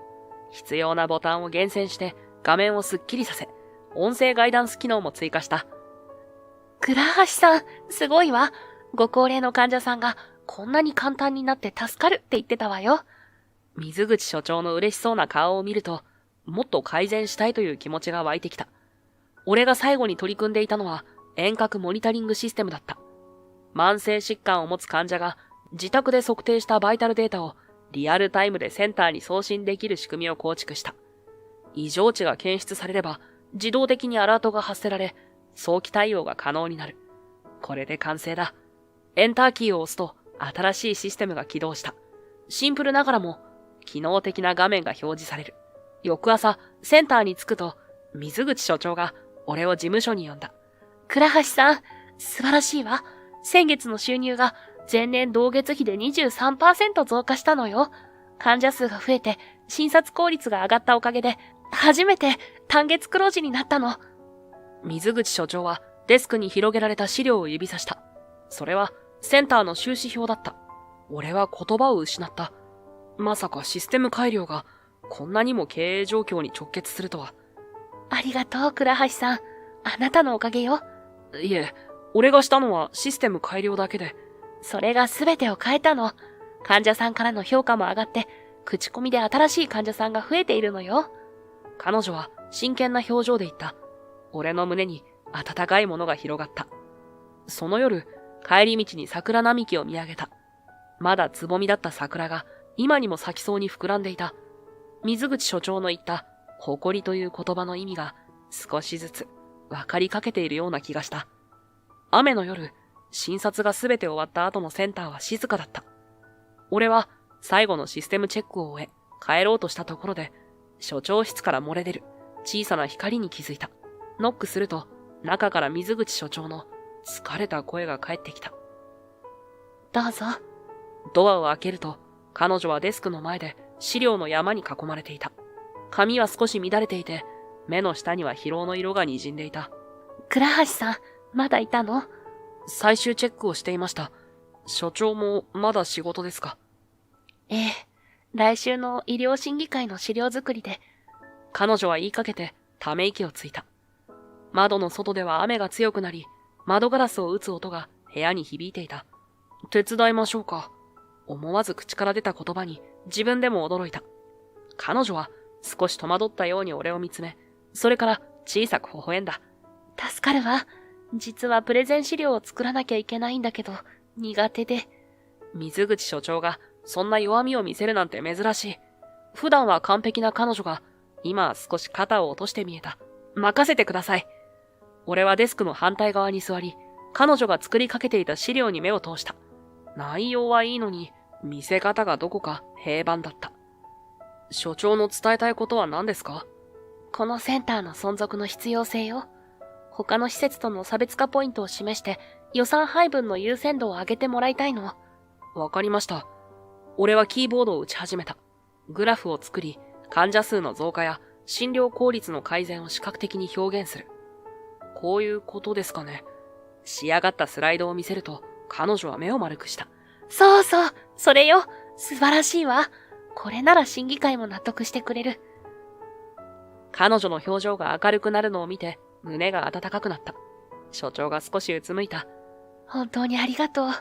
実は学生の頃からこういう資料を作るのが苦手で、医師なのに変かしら。全然変じゃないですよ。誰にでも苦手なことはあります。へえ、倉橋さんは？俺ですか？他人と深く関わることかな。でも、最近は随分変わったわね。スタッフとも話すようになったし、患者さんからの相談にも答えてる。彼女が微笑んだ。雨の音が小さくなり、窓の外が少し明るくなってきたことに気づいた。雨上がりの夜空に一つだけ星が輝いていた。もう雨止んだみたいですね。俺が言うと、彼女も窓の外を見た。あら、ほんと。二人で空を見上げる沈黙の中、不思議と心地よい空気が流れていた。倉橋さんと話すと安心するわ。いつも私、一人で抱え込んでしまうから。あなたが来てくれて本当によかった。その言葉に胸が熱くなるのを感じた。自分が誰かの支えになれるなんて、久しぶりの感覚だった。俺こそ、水口所長に出会えてよかった。本心からの言葉に、彼女は少し頬をあからめた。社長なんて堅苦しいわ。鈴って呼んでくれていいのよ。私もイルカって呼ぶわね。わかりました、すずさん。名前を呼ぶと、彼女は優しく微笑んだ。その夜、帰り道の雨上がりの空気はいつもよりすがすがしく感じた。5月の爽やかな風が桜並木の葉を揺らす午後、センター内は異様な緊張感に包まれていた。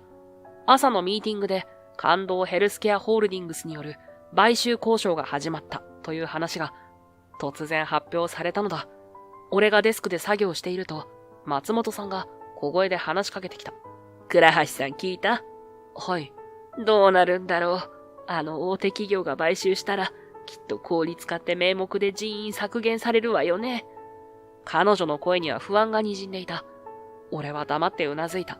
感動ヘルスケアホールディングスは医療施設を次々と買収し、経営合理化を進めることで知られている大手企業だ。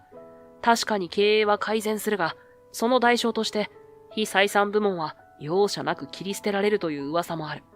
センター内ではあちこちで小さな会話の輪ができていた。聞いたよ。村の診療所も買収されて半年で閉鎖されたんだって。でもこのままじゃセンターの赤字は続くばかりだからね。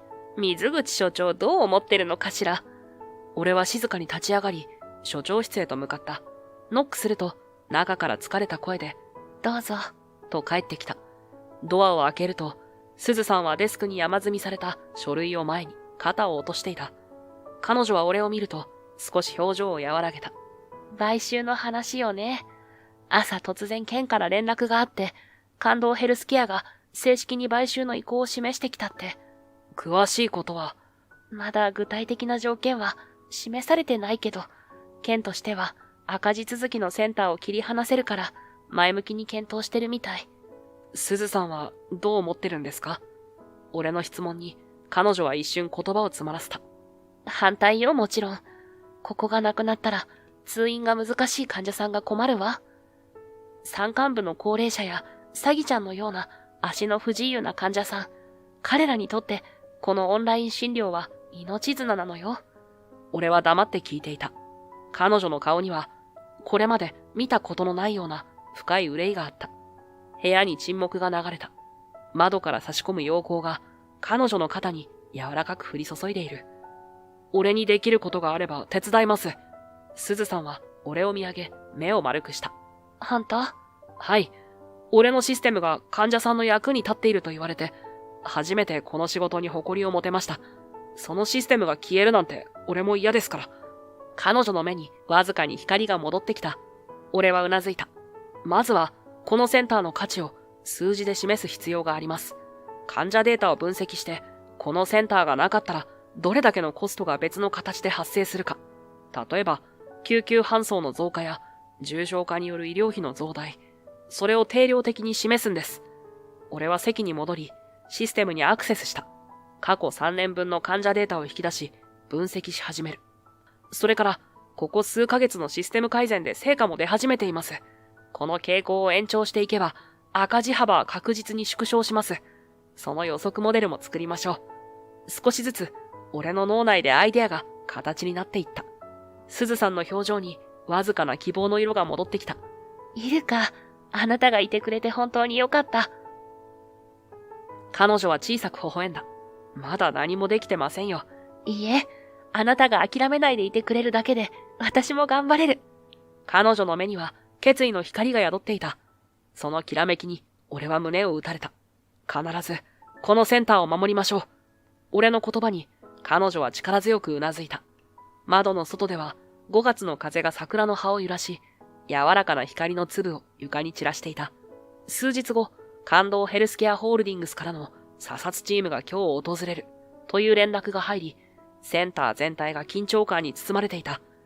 打ち合わせの準備を終え、俺は資料を手に会議室に向かっていた。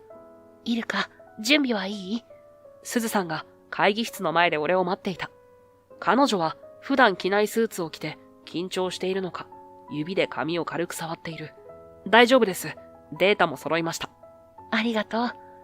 俺は静かにうなずき、会議室のドアを開いた。中に入ると、すでに数人のスーツ姿の男女が席についていた。県の医療行政担当者と感動ヘルスケアの代表だろう。そして、久しぶりだな、倉橋。声の主を見た瞬間、俺は足を止めた。久井。昔の同僚。久井義成が微笑みながら立ち上がってきた。彼は明るく手を差し出してきた。まさかお前がここで働いているとは思わなかったよ。元気にしていたか？ああ、元気にしてたよ。俺は戸惑いながらもその手を握った。その瞬間、彼と過ごしたかつての開発チームの日々が頭をよぎる。俺たちが大手 IT 企業で同じプロジェクトを担当していた頃、吉成は誰からも好かれ、頼りにされる存在だった。後輩がちょっとしたミスをすれば、すぐに声をかけて修正方法を教えてやり、忙しそうにしているメンバーがいれば、あの明るい笑顔で励ましてくれた。困ったことがあったら何でも言えよ。俺はみんなの味方だからさ。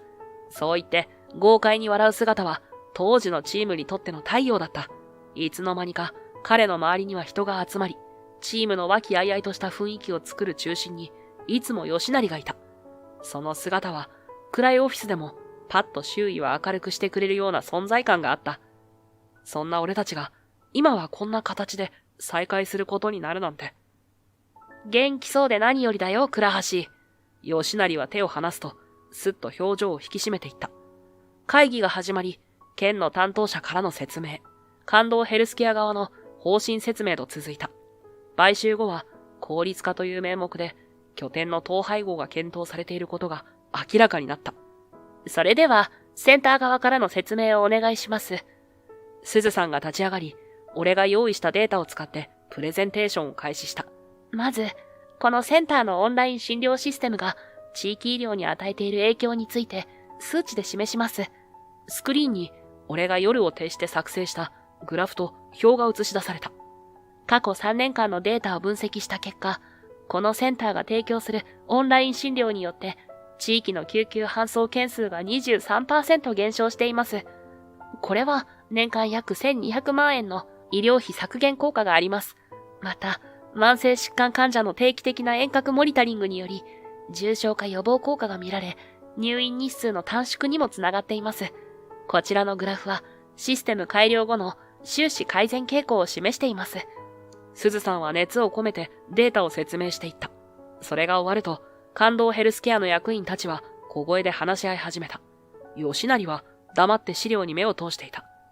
詳細なデータだな。さすが倉橋。ありがとう。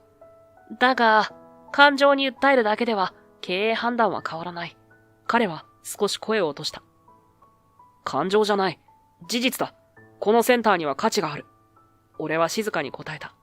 吉成は少し考え込むように窓の外を見た。俺は資料を手に真剣に言った。吉成、どうかこの施設を残してほしい。ここは赤字だけれど、ここにしかできないことがある。患者たちの命綱なんだ。彼は俺の目をじっと見つめ、そして小さく息を吐いた。そして、冷徹な表情で俺を見た。倉橋、お前はいつも現実が見えていない。こんな利益にならない施設など、いくら潰しても構わない。地方の老人や障害者のために、会社が損失を抱える義理はないんだよ。その言葉の冷たさに、俺は言葉を失った。冗談だろ？お前がそんなことを言うなんて。冗談？ビジネスに感情は不要だ。俺たちは慈善事業をしているわけじゃない。投資家への責任がある。吉成は嘲笑うように眉を上げた。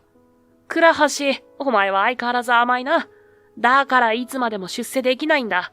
この施設は買収後、速やかに閉鎖する。地域医療、患者の命、そんなものは知ったことではない。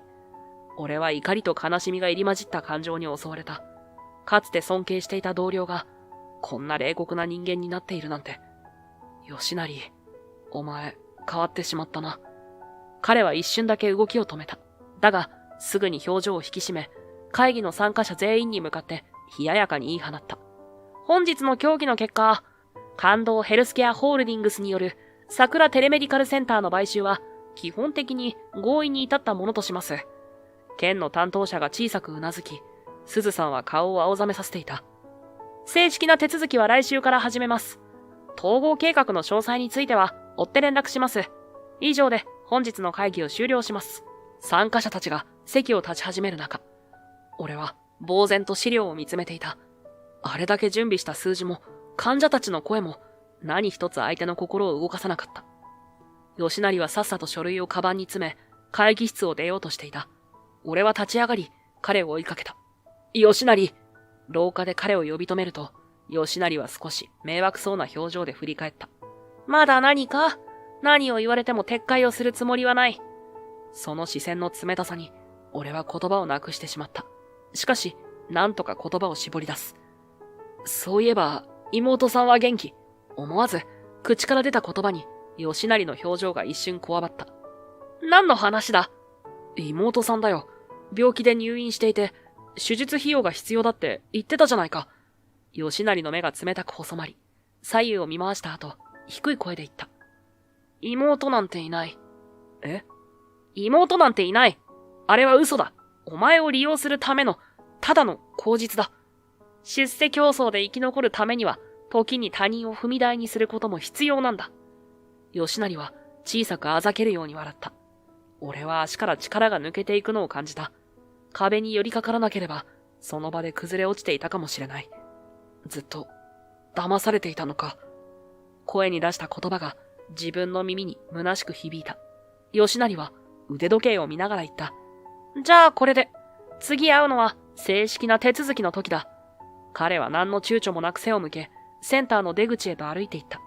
その背中は、かつて同僚として信頼していた吉成のものとは思えないほど冷たく、遠く感じられた。吉成たちが帰った後、会議室には重苦しい沈黙だけが残された。俺はただ呆然と手元の資料を見つめていた。全身から力が抜け、足がかすかに震えているのを感じる。イルカ、大丈夫？鈴さんの指が俺の肩に触れ、ようやく我に返った。ああ、すみません。俺は乾いた声で答えた。喉が焼けるように痛む。ちょっとお茶を飲みましょう。鈴さんは俺の腕を取り、休憩室へと導いた。テーブルに座ると、彼女は紙コップに緑茶を継ぎ、俺の前に置いてから隣に腰掛けた。伊佐井さんとは知り合いだったのね。鈴さんの問いかけに俺はゆっくりとうなずいた。元同僚です。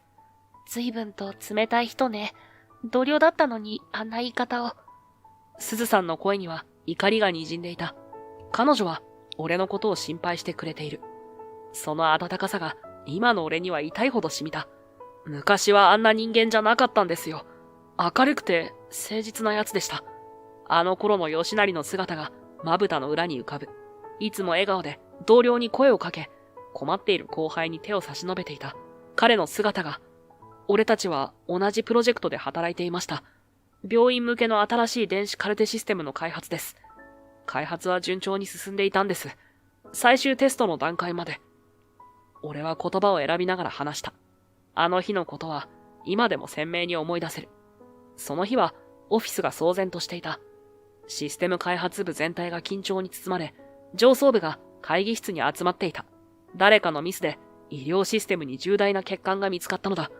幸い、実運用前の最終チェックで発見されたが、もし見逃していれば、患者データの大量消失につながっていたかもしれない。そんな中、携帯が震えた。画面には、久井義成の名前が浮かんでいた。どうした？倉橋頼む！今すぐ来てくれ！ビートの休憩室だ！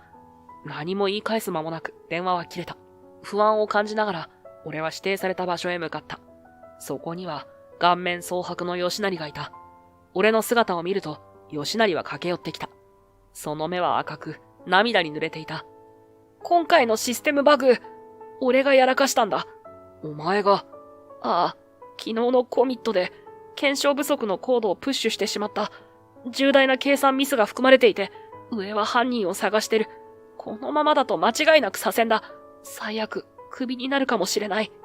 義成は頭を抱えた。俺には妹が入院しているんだ。難病で、来月、大きな手術をする予定なんだ。その費用のために一生懸命働いていて、集中力が落ちていたのかもしれない。もしクビになったら、妹の手術費が。彼は俺の肩をつかみ、まっすぐに目を見た。倉橋頼む。俺の代わりに責任を取ってくれないか。は？お前ならこのミス、簡単に修正できるだろ？ならその過程で見つけたことにして、自分のミスだと報告してくれ。吉成の目から涙が溢れ出た。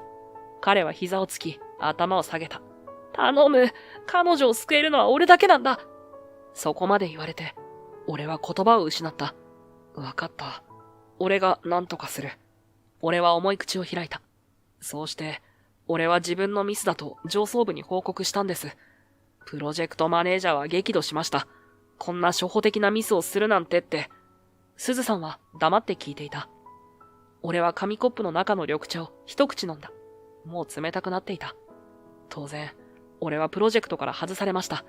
そして開発部から地方支社のサポート業務へ左遷されることになりました。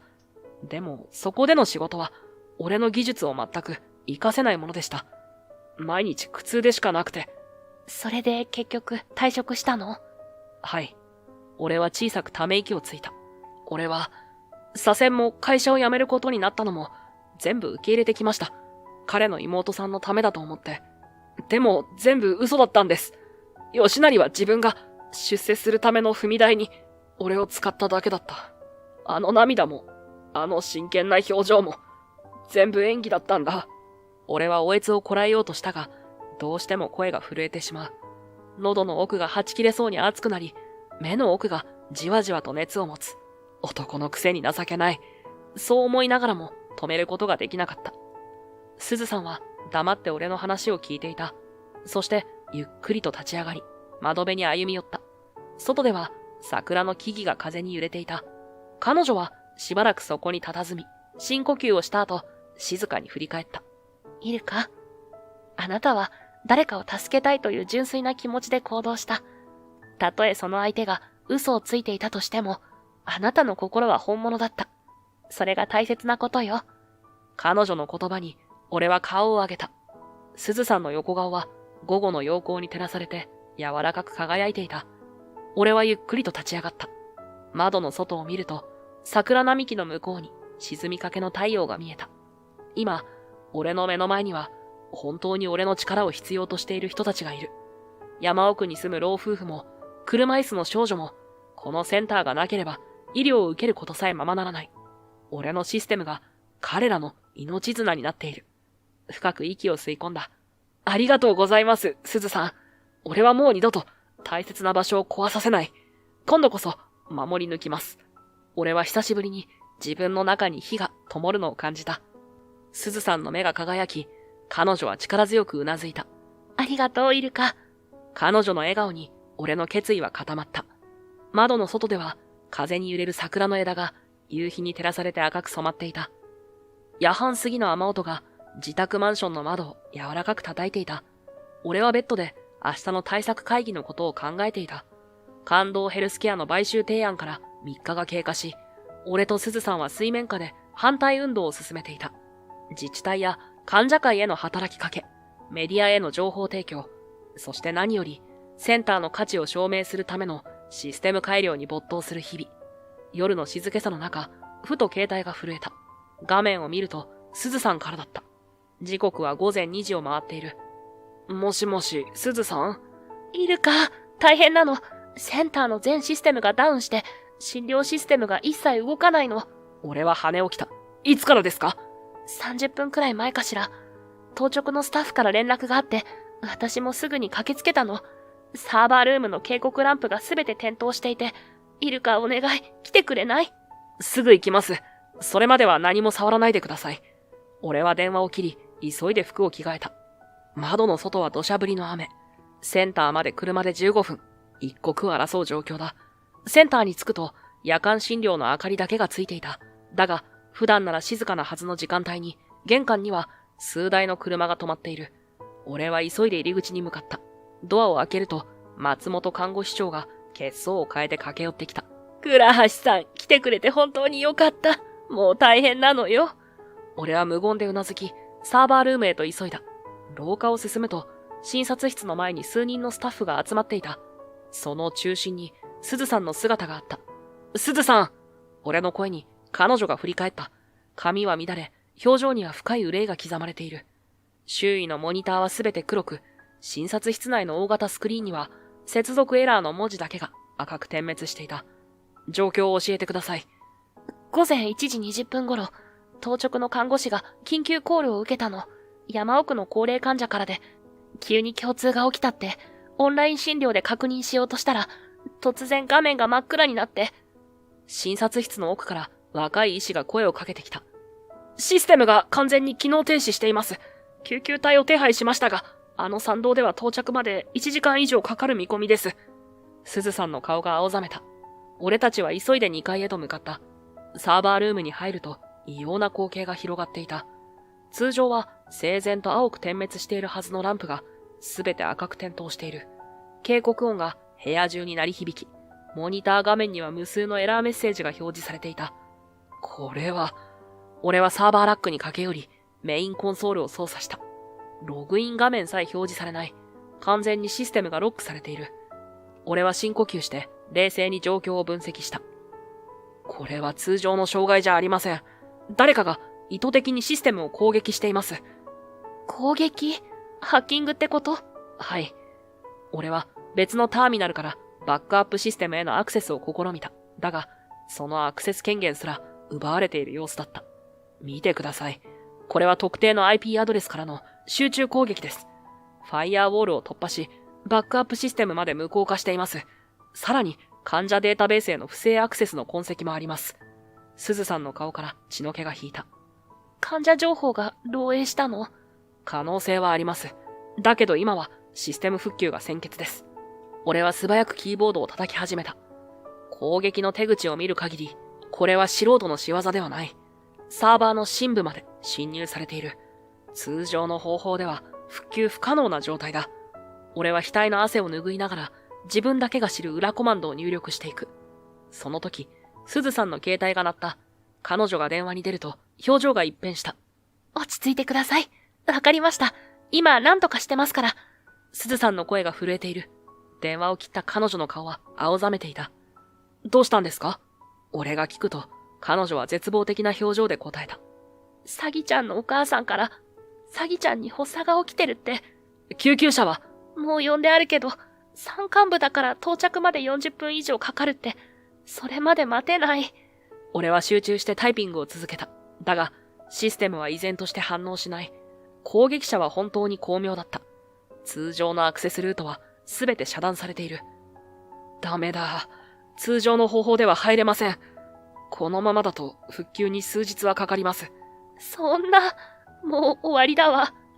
すずさんは壁に寄りかかり、ゆっくりと崩れ落ちるように床に座り込んだ。彼女の表情から希望が消え失せていく様子がサーバールームの赤い警告灯に照らされて痛々しく見えた。周囲のスタッフたちにも動揺が広がっていた。どうするんですか？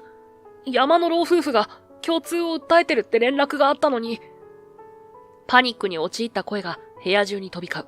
その混乱の中、俺は静かに立ち上がった。皆さん落ち着いてください。まず、すべきことを整理します。俺の声に少しだけ周囲の混乱が収まった。俺は素早く指示を出し始めた。松本さん、紙のカルテバックアップはありますよね。至急持ってきてください。重症患者リストと緊急連絡先を確認します。松本さんはうなずくと素早く部屋を出て行った。すずさん、サギさんは何の薬を服用していますか？彼女は顔を上げ、混乱した表情で答えた。ステロイドと気管支拡張剤よ。彼女の家には常備薬がありますか？でも彼女一人では適切な量がわからないわ。お母さんも医療知識がないから、緊急時の対応が。俺は冷静さを保ったまま、近くにいたスタッフに向き直った。サギさんのお母さんに常備薬の正確な使用方法を伝えてください。救急車が到着するまでの応急処置が必要です。スタッフがうなずき、急いで電話に向かう。混乱が続く中、俺はサーバーラックに向かった。俺はシステム復旧に集中します。誰も触らないでください。そして、椅子に座ると、素早く端末を操作し始めた。通常のログイン画面は完全に無効化されているが、このシステムには、俺だけが知る、もう一つの入り口があった。俺は複雑なコマンドラインを入力していく。その時、松本さんが紙のファイルを持って戻ってきた。これが緊急連絡先リストです。ありがとうございます。チームに分かれて電話連絡を始めてください。特に容体の不安定な患者さんを優先して。俺は一瞬だけ顔を上げたが、すぐに画面に集中を戻した。一時的な防御壁を構築し、次にメインサーバーのバックアップから最小限の機能復旧を行う。カタカタとキーボードを打つ音だけが静まり返った部屋に響く。やがて、モニター画面の色が変わり始めた。緊急対応モードを起動します。俺がエンターキーを押すと、サーバーから低いうなり声がし、警告ランプの色が赤から黄色に変わった。これで、最低限の遠隔診療機能が復活します。ただし、一部の患者さんとしか接続できません。直近でアクセスがあった上位10件です。おそらく、詐欺さんも含まれているはずです。そう言って、俺が別のコマンドを入力すると、診察室のメインモニターがちらつきながら点灯し始めた。すずさん、診察室に戻ってください。詐欺さんと接続できるはずです。本当に？はい、急いでください。彼女は立ち上がり、診察室へと走り出した。その姿を見送りながら、俺はさらに複雑なコマンドを入力し続けた。次は、攻撃者の痕跡を追跡して、侵入経路を遮断します。モニターには、複雑なログ情報が流れていた。そのスピードは通常の操作とは、比べ物にならないほど速く、スタッフたちは呆然と、俺の手元を見つめていた。倉橋さん、一体どうやって？医師の一人が驚きの声を上げた。俺は答えずに作業を続ける。この瞬間、患者の命がかかっている。説明をしている時間はない。攻撃元を特定した俺は、サブシステムを起動させ、ログデータを外部メディアにコピーした。続いて、俺はさらに深部へと進んでいった。メインバックアップを起動させます。俺がエンターキーを押すと、サーバーラックの青いランプが、一斉に点滅し始めた。システムが順次、再起動していくのがわかる。これで、約 70% の機能が復旧します。全システム復旧まで、あと15分ほどかかりますが、基本的な診療機能は使えるようになりました。俺は立ち上がり、診察室へと向かった。ドアを開けると、すずさんがモニターの前で、詐欺さんと話していた。詐欺さんの顔色は、すでに良くなりつつあるようで、横では、救急隊員らしき人影も見えた。いるか？すずさんの顔には、さっきまでの絶望感は消え、喜びと驚きの表情が広がっていた。詐欺ちゃんの容体が安定してきたの。救急隊が到着して、今必要な処置をしてもらってるわ。彼女は俺に駆け寄り、両手で俺の手を握った。信じられないわ。あれだけのトラブルを、たった30分で復旧できるなんて。イルカ、あなたは一体何者なの？すずさんの瞳には、驚きと安堵。そして何より疑問が浮かんでいた。部屋に集まったスタッフたちの視線が一様に俺に向けられていた。誰もがすずさんと同じ疑問を抱いているはずだ。俺は深く息を吸い、決断した。もう隠す必要はないだろう。答えは単純です。俺がこのシステムを作ったからです。え？すずさんの目が大きく見開かれる。周囲からも小さな驚きの声が漏れた。俺は桜テレメディカルシステムの開発リーダーだったんです。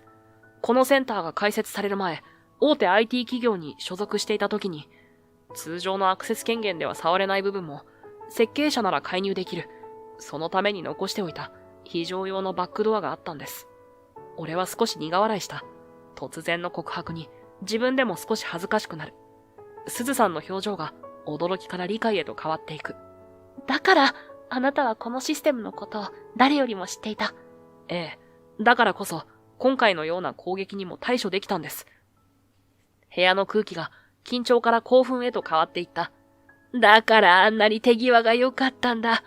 スタッフたちの間から驚きのつぶやきが聞こえる。すずさんは俺の両手をさらに強く握った。その目には涙が光っていた。なぜもっと早く言ってくれなかったの？必要なかったからです。ただの IT スタッフとして日常のメンテナンスをするだけで十分だと思っていました。でも、今回の件で分かりました。このシステムを守るためには全力で戦う必要があると。もっとシステムを改良していきます。このセンターを守るために。すずさんは力強くうなずいた。俺は窓の外を見た。夜明けの光が少しずつ山々を照らし始めていた。サイバー攻撃から1週間が過ぎた木曜日の午後。センターの業務は通常通りに戻り、診察室からは患者さんとの談笑の声が聞こえてくる。俺はサーバールームでシステムの強化作業に取り組んでいた。倉橋さん、お客様です。松本看護師長の声に振り返ると、彼女の後ろには見覚えのあるスーツ姿の男性が立っていた。久しぶりだな、倉橋。東條さん。元の会社、感動ヘルスケアホールディングスの開発部長だ。俺が辞める前まで直属の上司だった男性は、相変わらず洗練された身なりで、少し白髪が増えたものの、威厳ある態度に変わりはなかった。俺は松本さんに一言断ってから、東條さんと一緒に病院の裏手にある小さな中庭へと向かった。俺たちはベンチに腰掛けた。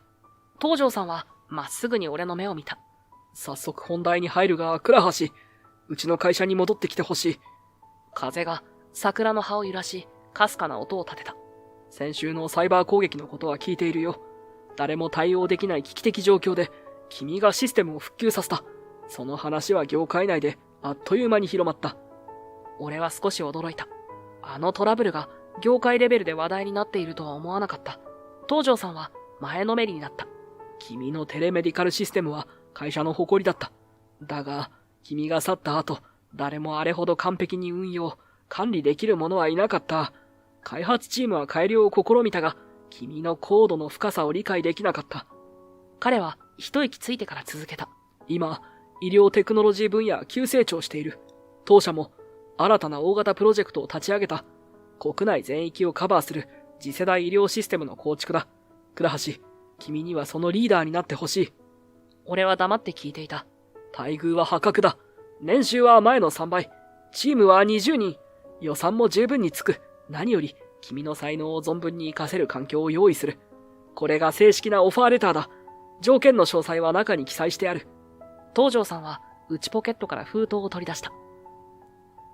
俺はゆっくりと封筒を受け取った。重みがある。中庭に静けさが広がった。遠くから子供たちの歓声が聞こえる。俺はその声を聞きながら口を開いた。条件が2つあります。このテレメディカルセンターを潰さないこと。そして、俺の拠点をこのセンターに置くこと。俺は、ここで困っている人たちを、これからも支援したいんです。東條さんは腕を組み、しばらく考え込んだ。俺は書類を手に持ち、続けた。こんな破格の条件を提示できるということは、会社は俺のスキルに相当の価値を見出しているはず。だったら、小さなセンターの存続くらい、会社にとって安いものじゃないですか。東條さんは黙ったまま、しばらく俺を見つめた。そして、ゆっくりと立ち上がった。わかった。役員会に相談してみよう。君ほどの人材なら、特例も不可能ではないかもしれない。ありがとうございます。いい返事を待っています。東條さんはうなずき、そして中庭を後にした。一人残された俺は空を見上げた。雲一つない青空が広がっていた。心の中には不安もあったが、それ以上にこれからの可能性への期待があった。よし。俺は小さくつぶやいた。このセンターを守るため、そしてより多くの人々を支えるためには大きな力が必要だ。今回の交渉が成功すれば、両方を手に入れることができる。センターに戻る途中、診察室から鈴さんの明るい声が聞こえてきた。その声に俺の決意はさらに固まった。守るべきものがここにはある。感動ヘルスケアホールディングスからの買収条件の最終回答が届く日。朝からセンターの雰囲気は重く沈んでいた。俺はサーバールームで最後のデータバックアップを取っていた。そこへ鈴さんが息を切らせて飛び込んできた。イルカ、買収条件が変更になったの。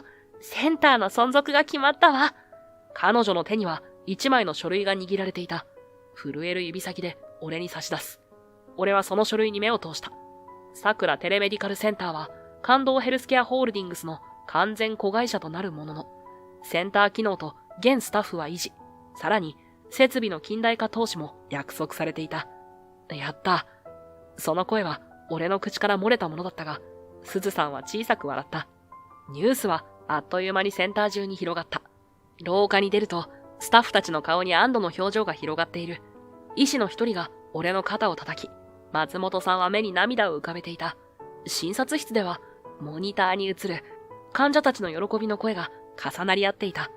山奥の老夫婦は何度も頭を下げ、スギさんはその小さな手を胸に当て、ありがとうと伝えてきた。窓の外では、桜の枝が風に揺れ、優しい日差しが部屋を満たしていた。感動ヘルスケアホールディングスとの契約が決まって数日後のことだった。俺が新たなシステム連携の設計図を描いていると、事務室の扉が乱暴に開かれる音がした。振り返ると、そこには吉成が立っていた。顔を真っ赤にして拳を握りしめている。彼は俺のデスクに駆け寄り、図面を手で払いのけた。倉橋！せっかくの昇進のチャンスを邪魔しやがって。その声には、これまでにない激しい怒りが含まれていた。スタッフたちがざわつき始め、仕事の手を止めて、この突然の来訪者に注目していた。何の話だ。とぼけるな！お前がセンター存続の条件を出したせいで、俺の昇進案が白紙になった。吉成は、俺のシャツの襟を掴んだ。俺は冷静に彼の手を振り払った。そうか。やっぱり、あのサイバー攻撃は、君が仕掛けたんだな。吉成の顔から一瞬で血の気が引いた。何の話だ？俺は知らないぞ。あれは、システムの弱点を詳しく知っている人の仕業でしかない。俺のシステムの弱点を知ってるのは、開発に携わった限られた人間だけだ。吉成の顔が引きつった。彼の額に汗が浮かび、唇がわずかに震えていた。違う！俺じゃない！そんなに言うなら証拠を見せてみろ。俺は冷静に証拠を提示しようとした。その時、事務室のドアが再び開き、車椅子に乗った少女が現れた。それは、サギさんだった。お兄ちゃん。弱々しいながらも、サギさんは芯の通った声でそう言った。俺は思わず息を飲み、吉成を見た。サギ！なぜここに？吉成の表情が驚愕に変わる。サギさんは車椅子を自分で操り、ゆっくりと部屋の中央へと進んできた。彼女の細い指が車輪を回すたびに静まり返った部屋に小さな音が響く。皆さん、この人は私の兄です。サギさんは部屋にいる全員に向かって話し始めた。スタッフたちから小さなどよめきが上がった。サギさんは吉成に視線を向けた。その目には深い愛情と同時に悲しみが宿っていた。お兄ちゃんは私のために頑張って働いてくれていました。私の病気を治すために。でも、お兄ちゃんはどんどん変わっていった。私のためだと言って嘘をついて同僚を陥れて、それから会社でのし上がって、全部私のためだってことは分かってる。だけど、それは私が望んだことじゃない。吉成は困惑した表情をサギさんに向けた。彼女は涙を拭わずに吉成にまっすぐ向き合った。このセンターのおかげで、私は家にいながら治療を受けられるようになった。そのおかげで、お兄ちゃんと過ごす時間が増えたんだよ。なのにどうして、こんな大切な場所を壊そうとするの？でもサギ、お前の治療費を稼ぐためには、こうするしか。私は、あの頃の優しいお兄ちゃんのままでいてほしかった。どんなに病気が苦しくても、正直に生きていた頃のお兄ちゃんがそばにいてくれれば、それでよかった。吉成は膝をつき、サギさんの車椅子の前に崩れ落ちるように座り込んだ。彼女が自分に望んでいたものは、出世や金銭ではなく、かつての正直な兄だったのだ。吉成はうなだれながら拳を握りしめる。自分がやってきた行為を思い返すと、後悔と羞恥で全身が震えた。どうしたらいいんだよ、サギ。俺はもう取り返しのつかないところまで来ちまった。サギさんは車椅子の手すりを握りしめ、かすかに身を乗り出すと、吉成の肩にそっと手を触れた。見下ろす彼女の瞳には、悲しみと同時に、まだ兄を信じたいという思いが宿っている。お兄ちゃんは変われるよ。だって昔は何よりも人の役に立ちたいって言っていたじゃない。私のことも大事にしてくれて、その気持ちはきっと今もお兄ちゃんの中にあるよ。サギさんは両手で吉成の顔を包み込み、優しく微笑んだ。窓から差し込む陽光が兄弟の姿を優しく包んでいた。吉成はゆっくりと顔を上げた。彼は深く息を吸い込み、震える声で語り始めた。本当は、こんな方法は嫌だったんだ。だが、会社で生き残るために、手段を選べなかった。最初はごく些細なデータの処理を頼まれただけだったんだよ。経費の数字をちょっといじるとか、競合他社の情報を秘密裏に集めるとか。これは上の方針だからって言われてさ、当時はそこまで重大だとは思ってなかった。でも、そんな小さな不正を繰り返しているうちに、いつの間にか引き返せない場所まで来ちまった。途中でもうやめたいって申し出たこともあったんだ。でも、その度に、妹のことをちらつかせて脅してきやがった。このままじゃ手術費はどうなるってな。俺に選択肢なんか残されてなかったよ。結局、その言葉に縛られて、もう後戻りなんてできなくなっていたんだ。吉成は、サギさんの車椅子の前に膝をついたまま、俺たちの方を振り返った。サギがここを利用していることは知っていた。でも、センターの買収話が持ち上がった時、上からの命令を断れなかった。このまま言うことを聞かなければ、自分のポジションも危うくなる。彼は一瞬言葉を詰まらせた。サギさんが優しく彼の手を握った。その小さな励ましに、吉成は力を得たように続けた。妹さんのことは心配しなくていいと言われた。閉鎖が困ると言うなら、妹だけはちゃんといい病院のそばに住まわせてやるって。そんな甘い言葉に惑わされた。吉成の言葉の端々には苦さが滲んでいた。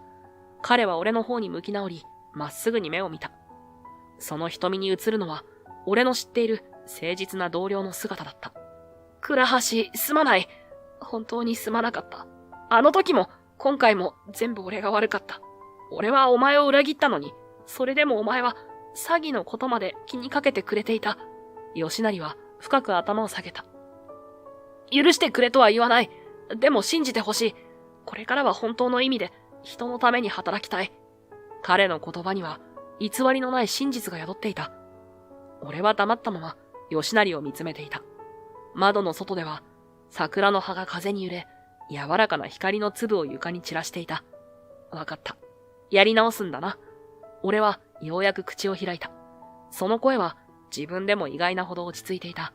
吉成は一瞬驚いたような表情を見せた後、力強くうなずいた。じゃあ一緒にやろう。あのサイバー攻撃はお前が単独でやったわけじゃないんだろう。黒幕を暴くのを手伝ってくれ。俺は彼に近づき、手を差し出した。吉成は躊躇なくその手を取った。翌日、俺たちはセンターの一室に集まっていた。机の上には複数のモニターが並び、それぞれが異なる情報を映し出している。俺はキーボードを叩き、画面を開いた。俺が設計したシステムには、どんな攻撃があってもログが残る隠しトレースプログラムがある。吉成、君のアクセス記録だけじゃない。東條さんたちの命令系統まで全部終える。これは吉成は目を見開いた。そこには、買収に関わる一連の不正な指示系統が明らかになっていた。センターの赤字を意図的に膨らませるための数字の改ざん。設備投資を故意に却下した記録。そして、患者データを密かに収集していた痕跡。俺は静かに言った。彼らの本当の狙いは患者データだったんだ。アクセスしづらい地域の医療データは価値が高い。彼らはそれを収集し、製薬会社に売るつもりだった。すずさんが息を飲むのが聞こえた。それは、患者のプライバシーの侵害よ。吉成は資料を確認しながらうなずいた。東條だけじゃない。役員の何人かも関わっている。俺にはそこまでの権限はなかったが、指示を受ける立場だったから気づいていた。改ざんされた資料もある。俺が持っている原本と比較すれば一目瞭然だ。彼は詐欺さんの方をちらりと見た。その目には決意の色が宿っていた。俺と吉成はそれから1週間、昼も夜も作業を続けた。セキュリティの穴をついて収集されたデータの痕跡を追い、不正なアクセスログを丁寧に紐解いていく。真実が明らかになるにつれ、東條さんたちの計画の全貌が浮かび上がってきた。証拠が揃った日、吉成は決然とした表情で言った。これを警察に提出しよう。俺は黙ってうなずいた。翌日、俺たちが集めたすべての証拠は、サイバー犯罪捜査の専門チームに手渡された。デジタルフォレンジックの専門家たちは、俺たちが用意した資料に目を見張った。これはかなり綿密な証拠ですね。捜査官の言葉に、吉成は静かに答えた。私も関与していました。すべての責任を取る覚悟です。それから数週間後、新聞やニュースは、感動ヘルスケアホールディングスの不正事件で持ちきりになった。東條さんを含む役員数名が逮捕され、会社は大きな痛手を負った。吉成は自首したことと、捜査への全面協力が考慮され、執行猶予付きの判決となった。事件の報道が落ち着き始めた頃、吉成と詐欺さんが俺に会いに来た。センターの中には、桜の木の下で、彼らは穏やかな表情を浮かべていた。俺たち、新しい町に引っ越すことにしたんだ。誰も知らない場所で、一から出直したい。詐欺と母と3人で、正直に生きていくつもりだ。吉成は少し恥ずかしそうに言った。詐欺さんは車椅子から兄を見上げ、幸せそうに微笑んだ。お兄ちゃんがウェブデザインの仕事を始めるの。私も勉強して、いつか一緒に仕事ができるようになりたいな。吉成は詐欺の肩に優しく手を置いた。それから深く息を吸い、まっすぐに俺の目を見た。倉橋、お前が止めてくれなかったら、俺はもっと取り返しがつかないことをしていた。止めてくれて本当にありがとう。吉成の目にわずかに涙が光った。俺たちは静かに握手を交わした。詐欺さんが車椅子から身を乗り出し、俺の手を取った。倉橋さん、私からもお礼を言わせて。お兄ちゃんを助けてくれて本当にありがとう。彼女の透き通るような笑顔に、俺は思わず微笑み返した。木々の間から差し込む光が、彼らの姿を明るく照らしていた。その光は、再生と希望の象徴のように思えた。夏の終わりを告げる夕暮れ時、センターの屋上で、俺と鈴さんは並んで腰掛けていた。眼下に広がる山々は夕日に染まり、赤銅色の美しいグラデーションを描いている。遠くの村の明かりが小さな星のように瞬き始めていた。もう3ヶ月が経ったのね。鈴さんの言葉に俺は静かにうなずいた。あのサイバー攻撃からの騒動、感動ヘルスケアとの交渉、そして吉成たちとの和解。あれから様々なことがあったが、センターは見事に生まれ変わっていた。新しいシステムも患者さんたちにすごく好評よ。彼女は微笑みながら言った。俺が開発した新しい遠隔診療システムは、これまで以上に安定性が高く、使いやすくなっていた。山間部の集落や僻地の患者さんたちからの感謝の声が日々センターに届いている。この間、吉成さんから連絡があったわ。詐欺ちゃん歩行訓練が順調だって。少しずつだけど、杖をついて歩けるようになってきたんですって。そうですか。よかった。俺は心から安堵した。吉成と詐欺さんは新しい土地で着実に新生活を築き始めていた。吉成さんも変わったよね。ああ、人は変われるんですね。イルカも変わったわ。あなたは最初、誰とも話さなかったじゃない。でも今は、みんなイルカを頼りにしているわ。風が俺たちの間を通り抜けた。鈴さんの髪が揺れ、その香りがふわりと俺の方に漂ってきた。俺は照れくさくなって空を見上げた。鈴さんが小さく笑い、肩を寄せてきた。俺は彼女の方を向いた。夕日に照らされた彼女の横顔は言葉にできないほど美しかった。鈴さん。何？これからも一緒にこのセンターを守っていきましょう。もちろん。彼女はゆっくりとうなずいた。俺たちの指先がほんの少しだけ触れ合った。その時、下からスタッフが俺たちを呼ぶ声が聞こえてきた。倉橋さん、水口先生、みんなでバーベキューを始めますよ。鈴さんは立ち上がり、俺に手を差し出した。行きましょう。みんな待ってるわ。はい。俺は彼女の手を取り、立ち上がった。屋上を後にする前に、俺たちは振り返って夕暮れの風景を見た。山々の稜線、村々の明かり、そして移りゆく空の色、すべてが新たな始まりを告げているようだった。さあ、行きましょう。鈴さんの言葉に、俺はうなずいた。俺たちは手をつないだまま、笑い声の聞こえる方へと歩き出した。俺は会社を辞めてから、ずっと周囲と距離を置いていた。感情を入れず、ただ、与えられた仕事をこなす。それが、自分を傷つけない方法だと思っていた。だけど、鈴さんが患者のために奔走する姿、そして自分自身がセンターを守るために声を上げたとき、気づいた。本当の強さとは、自分の力を人のために使うことにあるんだと。技術は人を助けるためにある。知識は誰かの未来を明るくするためにある。そして、一番大切なのは、誰かのために立ち上がる勇気だ。孤独な自分を守ることより、誰かとつながり、共に歩む方がずっと強くなれる。鈴さんとセンターの屋上から見た風景は、これからも変わらず美しいだろう。そして、俺たちはこの景色を守るために、これからも歩んでいく。俺たちの旅路はまだ始まったばかりだ。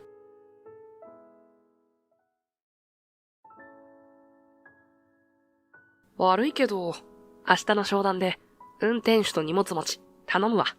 その言葉がまるで冷たい刃のように突き刺さった。本社へ復帰してからというもの、俺の仕事といえば、資料のコピーや会議室の予約ばかり。そんな便利な雑用係として地味に日々をこなしていたら、エリート気取りの年下社員がある日突然こう息巻いてきた。明日は大手企業の美人令嬢が出席する商談なんだ。俺の交渉テクニック見せてやるよ。お前はサポートだけしてればいい。鼻息荒く自信をみなぎらせる彼に嫌味をぶつけても仕方がない。結局、明日のための車の手配や資料の積み込みを引き受けるしかなかった。翌日、豪華な応接室に足を踏み入れると、そこには凛とした美貌をたたえた令嬢がいた。彼女の周囲には重役らしき人々が集まり、厳かに商談が始まる。エリート気取りの同僚は得意げに英語の専門資料を広げてみせるが、確信をついた質問をされると、こちらのデータは、と、途端に歯切れが悪くなった。これ以上の具体案が提示できないなら、残念ですが、商談が暗礁に乗り上げかけたその時、令嬢の視線が不意に俺へ向けられる。あなたの意見を聞かせてもらってもいいかしら。不意をつかれ、思わず言葉に詰まる俺。しかし、横から同僚が慌てて口を挟んだ。こいつはただの荷物持ちですよ。運転手ですよ。だが、俺は意を決してファイルを広げ、流暢な英語で不足していたデータを補足する。すると、部屋の空気が一変し、同僚は唖然とした表情のまま固まってしまった。この瞬間が俺の運命を大きく動かす引き金になるとは、まだ知る由もなかった。静まり返る応接フロアで思わぬ形で注目を浴びる俺。この先、雑用係のままではいられない。そんな予感だけが胸をざわつかせていた。俺の名前は藤井海斗。俺が勤めているのは、桜コーポレーションという総合商社だ。国内外に複数の事業拠点を構え、商材の輸出入から大規模イベントの企画運営、さらには企業間コンサルティングまで幅広く手掛けている。俺は少し前まで海外の支社で数年ほど仕事をしていたが、この春から日本本社に復帰することになった。もっと大々的に海外帰りの社員として紹介されるのかと思いきや、実際にはほとんど何もアナウンスされず、周囲にとってはどこかよくわからない部署から来た中途入社っぽいやつくらいの認識らしい。もちろん海外支社での職歴について積極的に話すつもりもないし、このまま目立たずに仕事を続けられるなら、それはそれでいい。実際、俺は大勢の前で大行に評価されるようなタイプじゃない。細々と安定的に勤められれば、それで十分だと思っている。しかし、本社復帰から1年近く経っても、俺は今一つ、部署に溶け込みきれないでいる。配属先は総合企画部。新規案件や社内横断プロジェクトを立ち上げるような華やかさを持つ部門ではあるけれど、そこに所属している俺の役割はというと、事務手続きやスケジュール調整などの裏方作業がほとんどだ。デスクも部署の端っこに追いやられていて、資料棚やシュレッダーの近くが定位置になっている。来客に応対したり、手狭な会議室の確保に走ったりするのも日常茶飯事。正直、若干やりがいに欠けるなと思う瞬間もあるが、それでも安定的に給料をもらえるだけありがたい。今の俺には派手に飛び回るような生き方は似合わないのかもしれない。もっとも、そんなのんびりした姿勢にやや苛立ちを見せるのが、同じ部署にいる年下のエリート社員、北村翔一だ。年齢は20代後半と聞いているが、シュッとした容姿に押しの強い喋り方で、社内でも一目置かれる存在らしい。俺が本社へ来た時も、北村はよろしくお願いします、と形式的に挨拶をしてくれたものの、どこか見下すような雰囲気をまとっていた。俺と目が合うたびに、なんでこの人、総合企画部にいるんだろう、という、猜疑を含んだ視線を投げかけてくるのがわかる。実際、北村はあらゆる面でできる社員を気取っている。英語の文献を広げては、それっぽい専門用語を並べたり、海外のビジネスモデルを引き合いに出して企画書をまとめたり、周囲からすると若くして頼もしい存在に映るようだ。一方、彼のプライドは相当に高く、俺がおとなしく資料をまとめている姿を見下している節がある。まあ、北村だけじゃなく、他の社員たちも、俺のことをただの中途採用の人、大した経験がないおじさんと思っている向きはあるだろう。俺が海外の支社にいたことすら知らない人間は多い。藤井さん、悪いんですけど、今度のプレゼン資料をコピーしておいてもらえます？あと、商談に持っていくサンプルの在庫チェックもお願いできますか？今日も北村は自分のデスクから少し離れた俺の席までやってくると、まるで部下に仕事を振るように言ってきた。別段驚きもしない。これがいつもの光景だからだ。もちろん、すぐにやっておきます。と返事をすると、北村は満足そうにうなずき、彼なりの優秀な社員オーラを漂わせながら自席に戻っていく。正直なところ、ああいう態度にいちいち腹を立てる気力はない。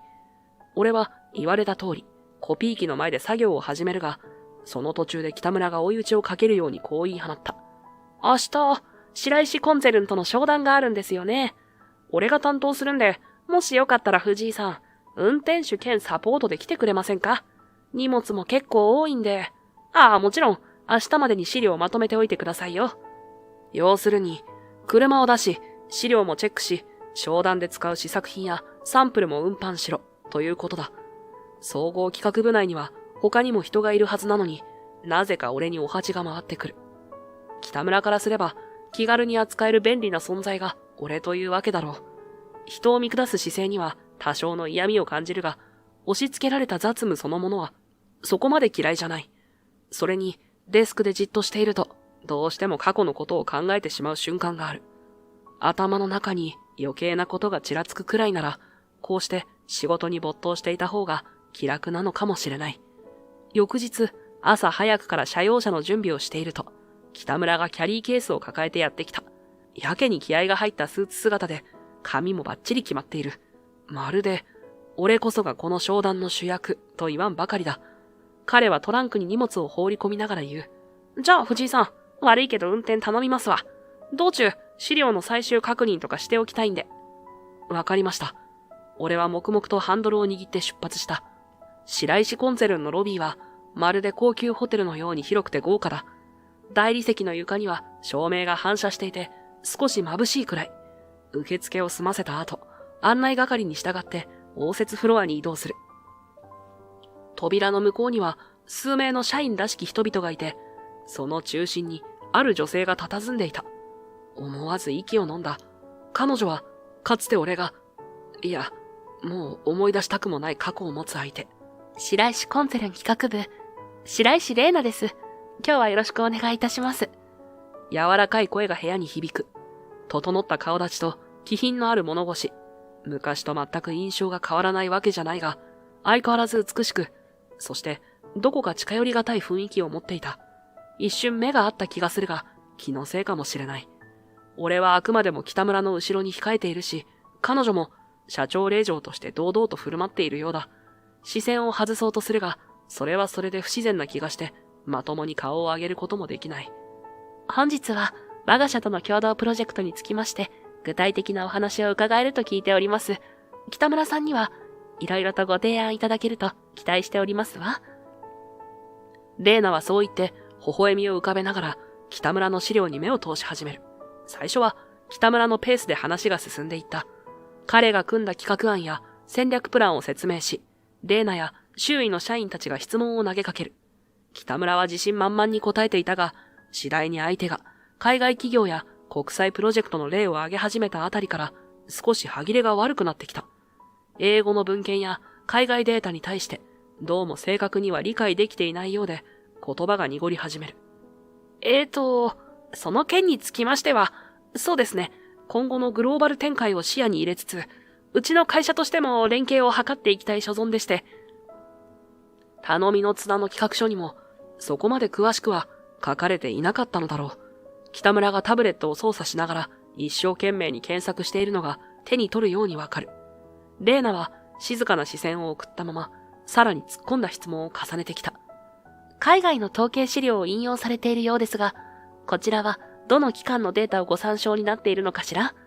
最新の動向と合致しているのか確認したいので、もしわかれば教えていただけると助かります。もちろん確認済みなのですが、ちょっと手元の資料でははっきりと、あたりに微妙な空気が流れる。北村はまずいという顔をして、ちらりと俺を振り返った。何かフォローしてくれという無言の圧力を感じる。いや、普段あれだけ偉そうに振る舞っているのに、こういう時だけ助けを求めるのかと思いつつも、俺はあまり大勢の前で口を挟む気にはなれなかった。とはいえ、この場がしらけてしまえば、商談全体が崩れる恐れがある。仕方なく、一歩踏み出して声を落とす。失礼します。もしかすると、その資料は昨年度の公開データかもしれません。直近では数値が変動しているはずなので、最新の情報と比較する必要があるかと。自分でも驚くほどの静かな口調だった。レーナがパッとこちらを向くのが視界の端で分かったが、俺は直接目を合わせないまま、あくまでも淡々と補足を続ける。もし、統計機関の正式な報告が出ているなら、二次情報ではなく、一次情報の原本を参照した方がいいかもしれません。誤差があると、プロジェクトの方向性に影響が出ますので、そういった瞬間、部屋の空気が一気に集中した。レーナが手元の資料から英文の調査報告書らしきものを取り出す。どうやら、最新のマーケットデータが英語で掲載されているらしい。では、この英語の文章を読んでみていただけますか？私も事前にざっと目を通したのですが、もう少し専門的な視点で意見を聞けたらと思いまして。レーナがそう言いながら、その報告書を、俺の方へスッと差し出してきた。一瞬、北村が横から覗き込もうとするが、明らかに尻込みしているのがわかる。資料の文字はぎっしり詰まっており、専門用語も多い。彼の顔はみるみる青ざめていく。もちろん拝見します。俺は心を落ち着けるように深呼吸し、パラパラとページをめくった。経済指標や市場規模の推移が並んでいるが、海外生活が長かったせいか、英文を読むのにそこまで抵抗はない。要点をまとめながら頭の中で整理すると、ゆっくりと口を開く。ここの統計は、昨年度までの推移は正確なんですが、今年度の上半期データがまだ反映されていないようです。もしこれが新興国向けの事業に関する検証なら、最新の関税ルールも踏まえる必要があるかと。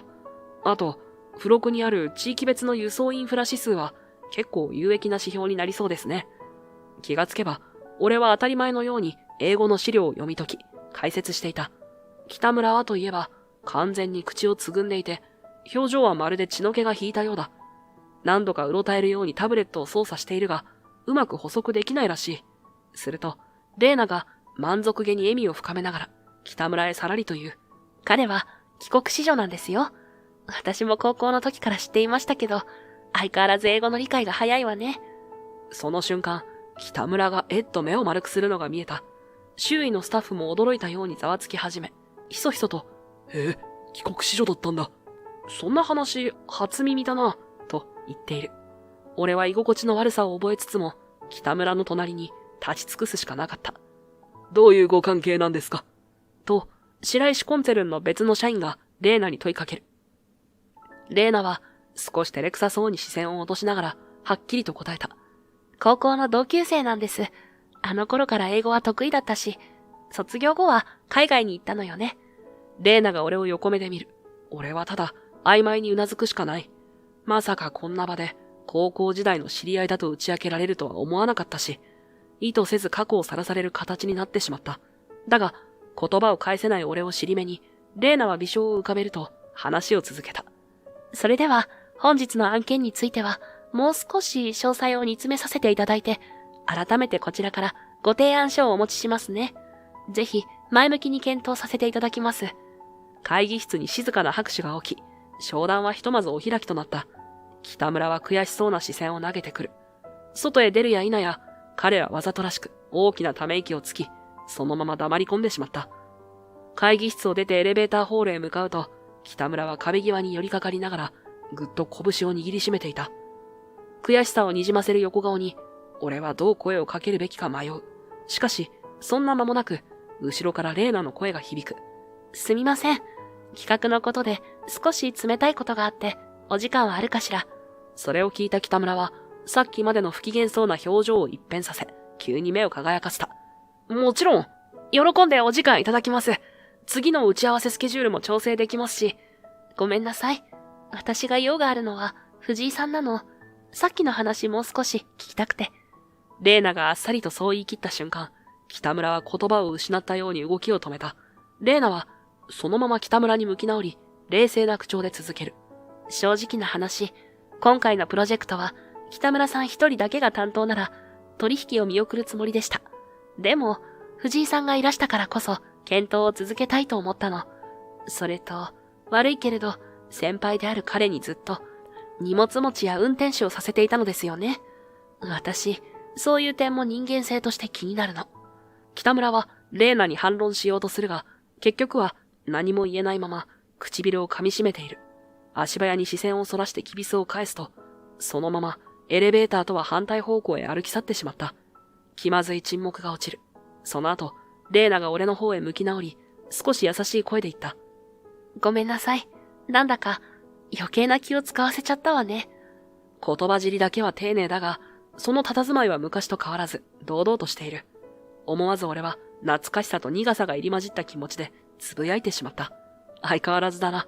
するとレーナはほんのわずかに微笑みを深くする。学生時代よりはもう少し柔らかくなったと思わない？あの頃はもっときつい物言いばかりしていたもの。そう言われて俺はわずかに言葉に詰まる。確かに昔は随分と厳しい目標を掲げて突き進むタイプだったのを覚えている。だが何も言えないまま話題は流れていき、レーナはふっと真顔に戻って口を開いた。それより、いつ日本に戻ってきたの？1年ぐらい前かな。海外勤務の事例が切り替わったんで、こっちに戻ってきたんだ。どうして連絡くれなかったの？その問いに思わず息が詰まる。言い返したいことはいくらでもあるのに、言葉が出てこない。だって、関係を終わらせたのはそっちだろ。ようやく絞り出した声は、自分でも驚くほど低く沈んでいた。レーナは一瞬だけうつむき、何かをこらえるように唇を噛んだ。そうだけど。それきり言葉が途切れる。俺もそれ以上何かを言う気にはなれず、気まずい静寂が落ちる。だが、レーナはすぐに顔を上げて、いつもの落ち着いた調子に戻っていた。今夜時間ある？仕事の話もしたいんだけど、昔、私たちがよく行ってたレストラン、まだあるの。そこに行かない？え？不意打ちの誘いに面食らい、つい妙な声が出る。レーナはそんな俺の反応を見透かしたように微笑み、言葉を重ねた。仕事の話もしたいって言ったら断れないでしょ。ね、久しぶりにゆっくり話したいの。まるで逃げ道を塞ぐような切り出し方に一瞬迷いがよぎる。だが、あれだけはっきり言われてしまうと、どうすることもできない。俺は仕方なく短くうなずいた。わかった。じゃあ行くよ。ありがとう。じゃあ夜にまた連絡するわね。そう言って、レーナは柔らかく笑った。俺は胸の奥に絡みつくような複雑な感情を抱えたまま、彼女の背中を見送った。その夜、指定されたレストランは昔と変わらず、暖かな照明に包まれていて、入り口に並んだワインボトルのディスプレイもほぼ当時のままだ。扉を開けると、すでに席についていたレーナが小さく手を振って俺を招き寄せる。どこか懐かしそうな微笑みを浮かべる彼女を目の前にすると、学生時代の思い出が一気に蘇ってきて胸がざわついた。席取っておいたわ。仕事で遅れるかと思ったけど、まだあまり混んでなくてよかった。レーナの言葉に軽くうなずき、俺はテーブルの向かいに腰を下ろす。メニューを確認するふりをしながら、彼女の顔を盗み見ると、やはり学生時代の面影が残っている。どこか凛とした美しさは変わらないが、大人としての落ち着きが加わったせいか、当時よりも柔らかい雰囲気を漂わせていた。店員に軽く料理を注文した後、しばらくはお互いに仕事の話をした。俺は桜コーポレーションが進めている海外取引の動向やグローバルなサプライチェーンの強化策についての大まかな説明を行い、レーナの方も、そちらとの連携でどんなメリットがあるか知りたいと質問を重ねてくる。例えば、具体的な輸出入ルートやコストダウンの可能性、そして海外の商習慣に合わせた人材配置の話題など、昔と変わらず、彼女はどんな議題でも的確にポイントを抑えるため、こちらも話していて自然と力が入る。もっとも、そうした話題を進めていくうちに、レーナはふと小さく息を吐いて口を開いた。ねえ、カイト。あなた、本当に北村さんのアシスタントで終わるつもりなの？あまりにも率直な問いに、俺は思わず返事を詰まらせる。いや、別に、アシスタントってわけじゃないんだけど、ただ、あいつの方が社内で信用もあるし、俺は裏方でサポートしてるだけっていうか、言い訳じみた声になるのを自覚しながら、できるだけ無難に言葉を濁す。だけど、レーナは納得がいかない様子で、そのまま言葉を続けた。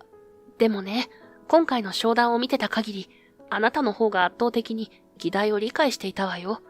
北村さんはビジネススーツを着て、プレゼンするのが上手かもしれないけど、肝心の内容はあなたの方がきちんとわかってる。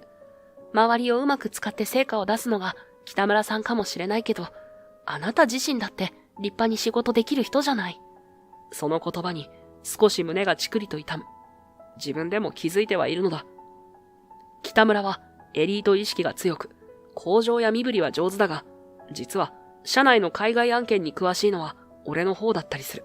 しかし、それを言ったところで社内の評価が変わるわけでもないし、俺もわざわざ波風を立てる気になれない。そう思っていた。まあ、そうだな。気づいてないわけじゃない。けど、ぶっちゃけどうでもいいんだよな。別にあいつが手柄を横取りしても、俺が多少便利に使われたって、給料は出るし、会社には在籍できる。それでいいかなって。俺がそう言うと、レイナは少し困ったように首をかしげた後、まっすぐ俺の目を見つめて言葉を続ける。でも、それって回り回って会社のためにはならないと思うの。あなたが本気で動いた方が成果だって上がるし、誰かの便利係に徹するだけなんて、結局は自分のためにもなってないんじゃない？彼女の声には真剣な響きがあった。同意して、波風を立てない生き方を続けてきた俺にとって、それは少し耳が痛い意見かもしれない。でも、だからこそ反論できない。まあ、そうかもな。確かにお前の言う通りだ。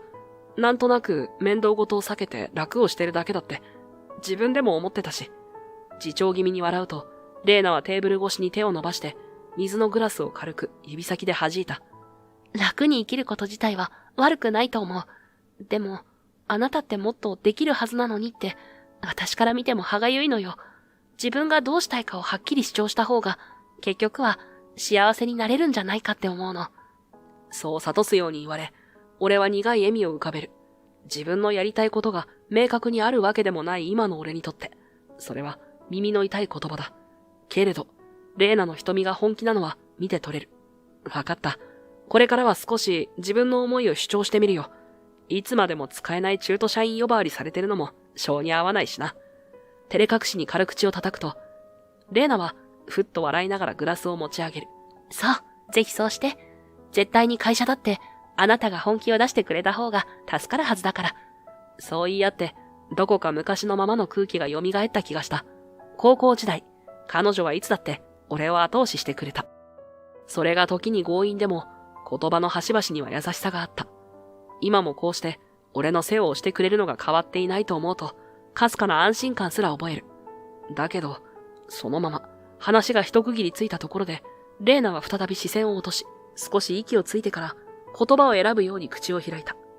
ねえカイト、そうやって仕事でも自分の意見を言えるようになってほしいけど、ピアノのことはどうしてやめちゃったの？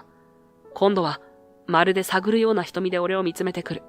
その問いかけが胸の奥に封じ込めていた苦い記憶を掘り起こす。俺は思わず呼吸を止め、言葉がうまく続かなくなるのを感じた。かつて当たり前のように打ち込んでいた音楽の夢は、今や遠い過去のもの。どう答えるべきかわからなくて、視線が自然とテーブルの上へ落ちていく。もう弾かないの？その瞳の奥には、懐かしさと戸惑いの混ざった色が揺れている。俺は軽く息を飲み、意図せず一瞬視線をそらす。まさか、ここでピアノの話が出るとは思わなかった。もともと、この食事は仕事の打ち合わせという体裁だったはずなのに、胸の奥にしまっていた過去にいきなり切り込まれてしまったのだ。どう答えればいいか、言葉が喉で絡まって出てこない。レイナはそれを悟ったように、やや自重気味な笑みを浮かべた。ごめん、仕事の場なのに変なこと聞いちゃって。でも、ずっと気になってたの。あの頃、高校を卒業したら海外に行って、ピアノの道を極めるって言ってたでしょ？だからてっきり、今もずっと向こうで演奏を続けてるんだと思ってたのに。レイナはそう言いながら、小さく首をかしげる。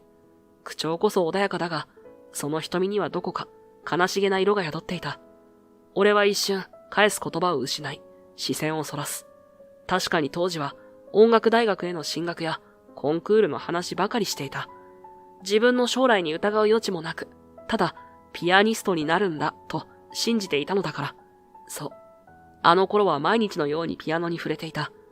もともと俺たちが通っていた高校は音楽科や芸術専攻を持つちょっと特殊な学校で、施設には練習用の防音室やコンサートホール並みの音響設備まで揃っていた。勉強はそれなりに大変だったけれど、その分音楽に打ち込める環境は十分すぎるくらい整っていた。だからといって毎日が楽だったわけでもない。朝は人より早く登校して、ひたすら鍵盤の感触を確かめながらスケール練習とアルペジオを繰り返す。昼休みには食事もそこそこに音楽室へ駆け込み、下校後も部活や委員会をそっちのけでピアノの前に張り付いていた。先生や友人には本当にもう帰ったらと呆れられることもしょっちゅうだったし、鍵盤に向かう時間は時に十数時間にも及ぶ日があったくらいだ。だけど高校の3年間は俺にとってあらゆる意味で充実していたと思う。コンクール前の練習は大変だったが、そんな生活こそがプロのピアニストになるためには当然だろうと本気で信じていたからだ。何より周囲が当たり前のように熱中している環境に身を置くと、その情熱がさらに加速していく。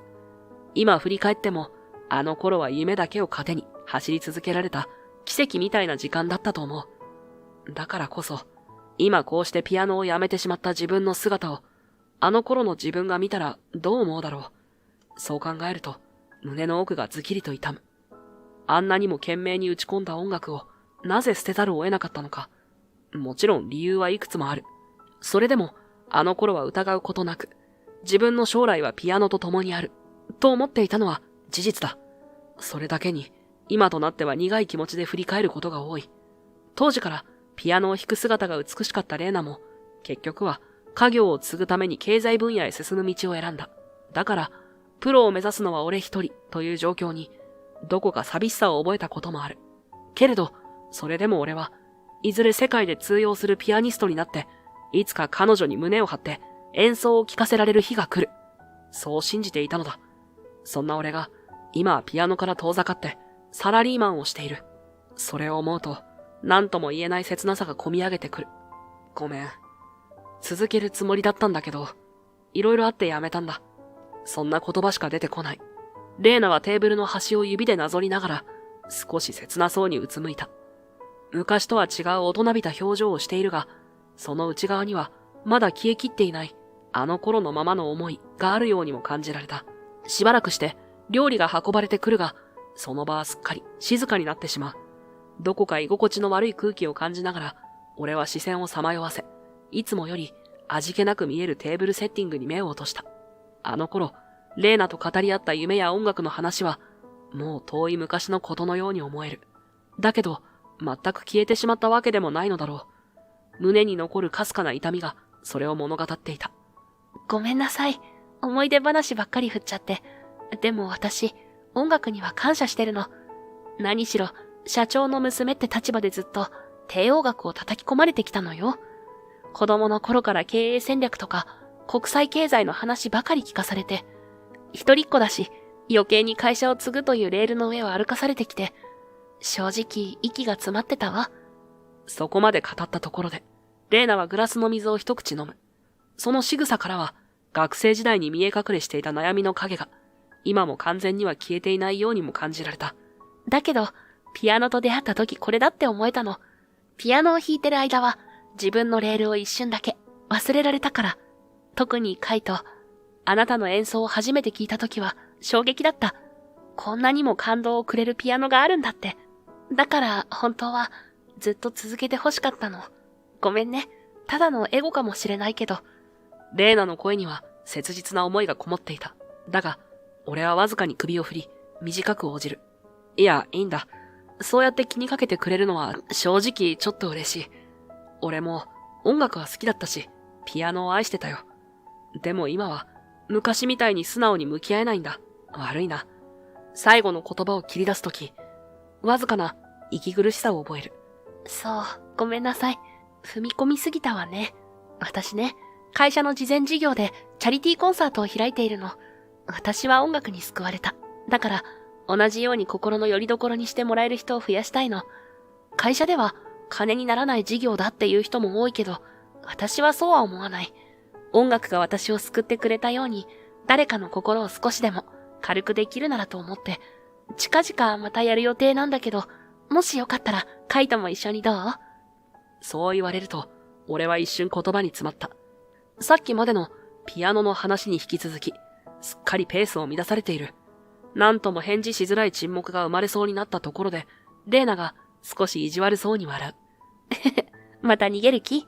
昔はあんなに自信満々だったのに、こんなことで尻込みするなんて。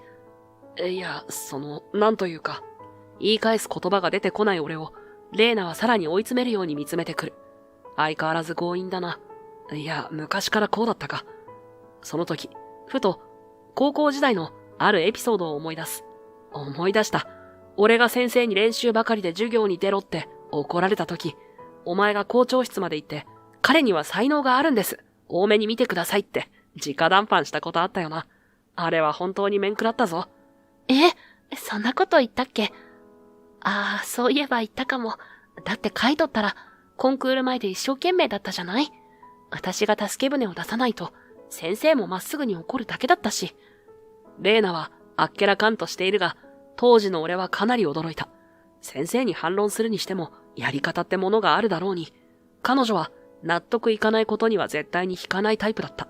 しかも、校長室に突撃して、音楽科のある高校なんだから、彼を支えてあげるのも教師の役目でしょ、と堂々と主張したと聞いて、俺はあまりの剛腕ぶりに苦笑するしかなかった。昔からそういうところ変わってないな。強気で正論かざして、周りに無理やり納得させる感じ。むしろパワーアップしてるかもよ。あの頃は生徒だから遠慮もあったけど、今は社長の娘だし、それなりに権限も大きいもの。確かに、今の彼女からはさらに確信めいた自信が滲み出ている。だからこそ、会社の反対を押し切って、チャリティーコンサートなんて企画を続けているんだろう。俺は半ば呆れながらも、その芯の強さがどこか懐かしくて、つい小さく笑ってしまう。わかったよ。まあちょっと考えてみるか。そこまで押されたら、断るに断れないし。やった。やっぱりカイトはそう言うと思った。レーナが満面の笑みを浮かべるのを見て、俺は苦笑を浮かべた。まるで、高校時代に戻ったような、この絶妙に押し切られてしまう感覚。悪い気はしないが、うっかり流されて大丈夫かとも思う。けれど、その思いの強さや優しさが昔と変わらないことに、俺は少し救われたような気がした。ほんと、お前強引すぎるって。無茶なこと言うなよ、令嬢様。そこは期待しないで。私は昔よりもずっと、ゴリ押し上手になってるから、覚悟しておいて。そう言いながら、くすっと笑うレーナと見つめ合うこの一瞬は、高校時代、音楽室で並んで、ピアノを弾いた懐かしい日々を連想させる。あの頃とは、立場も環境も変わってしまったけれど、こうしてまた会話ができるなら、悪い気はしない。俺は胸の奥の苦さを飲み込みつつ、軽く肩をすくめた。店を出て、夜の街を歩き始めると、当たり前のように隣を歩いてくるレーナが、ふと俺の腕に軽く触れてきた。静かな闇の中、彼女が小さな声で切り出す。ねえカイト、もし迷惑じゃなかったら、私たち、やり直せないかな。思わず足が止まった。俺とレーナは、高校を卒業してすぐに離れ離れになった。海外に飛び立った俺と、日本で家業を継ぐ道を選んだ彼女。その間には、どう埋めても埋まらない溝ができたと思っていたのに。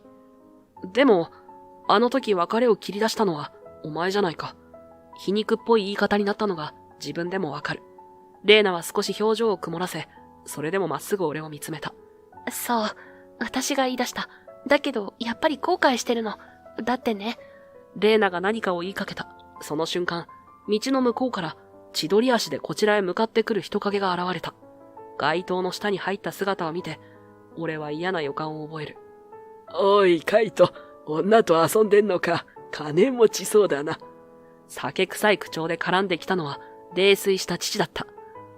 あから顔で突き出した指先は、まるでレーナを値踏みするかのように上下に動いている。彼女がぎょっとした顔で後ずさるのを見て、俺は慌てて父を制した。父さん、やめてくれ。おいおい、今日は母さんの命日だろうが。お前は女と一緒でいいご身分だな。俺は金も酒もつきそうでよ。すさんだ眼差しで言いたい放題の父に、俺の怒りと悲しみが一気に湧き立つ。ギリリと歯を食いしばりながら、それでも声を抑えて言い返した。父さんこそ、いつまで酒に逃げるんだよ。母さんが亡くなってからずっとそうだろ。もういい加減にしてくれ。そう吐き捨てるように言ったとき、父は急に眩しそうに目を細め、ろれつの回らない声でつぶやいた。だけど、お前が日本に戻ってきたのは嬉しいんだ。これからも親子で仲良くやろうぜ。それだけ言うと、父はおぼつかない足取りで、ふらふらときびすを返し、暗い路地へと消えていった。あたりに酔いの残りが漂い、気まずい沈黙が落ちる。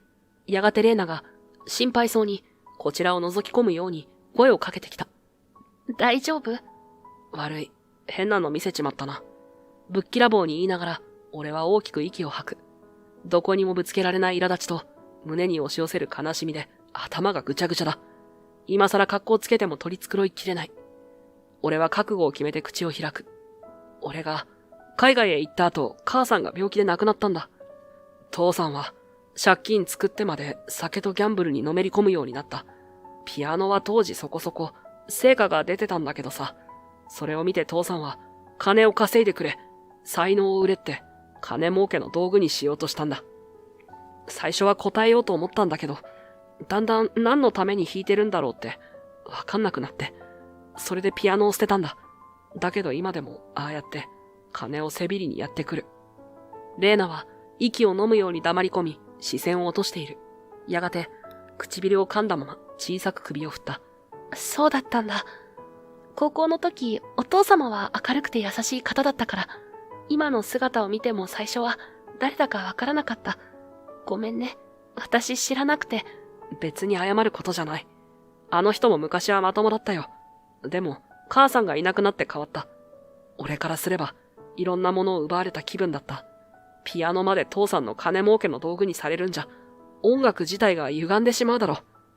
言いながら、胸の奥がうずく。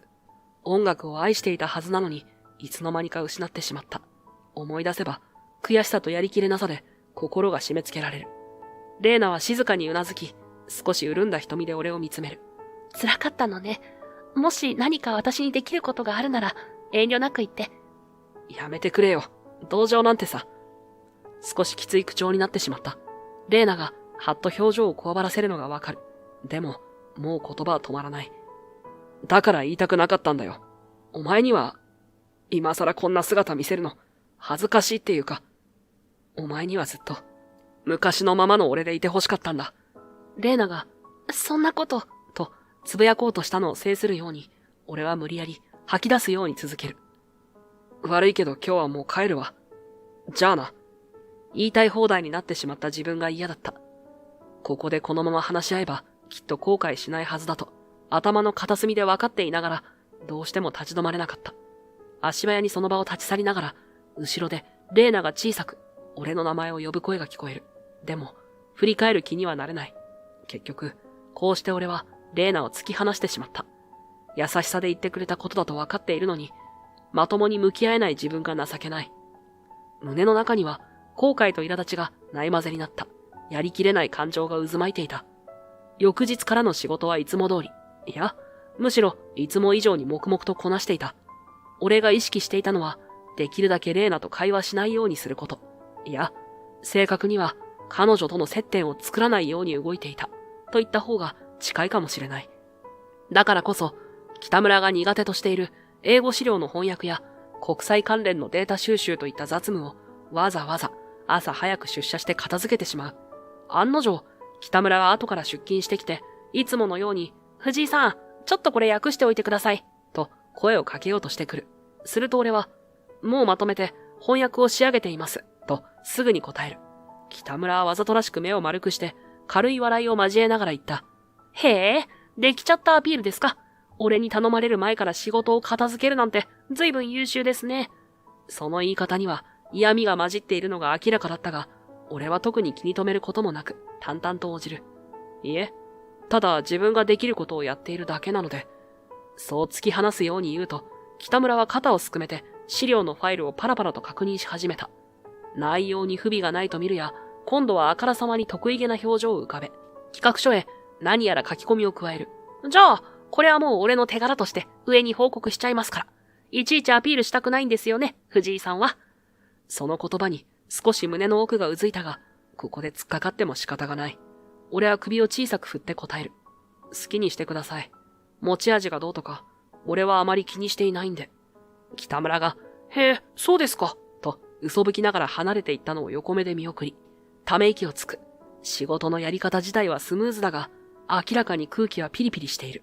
とはいえ、この形で進めていけば、俺はなるべく目立つことなく日々を過ごせるだろう。そう信じて自分を納得させようとする。肝心のレイナとは、社内で顔を合わせることはあっても、結局、一言も話さないまま、日々が過ぎていった。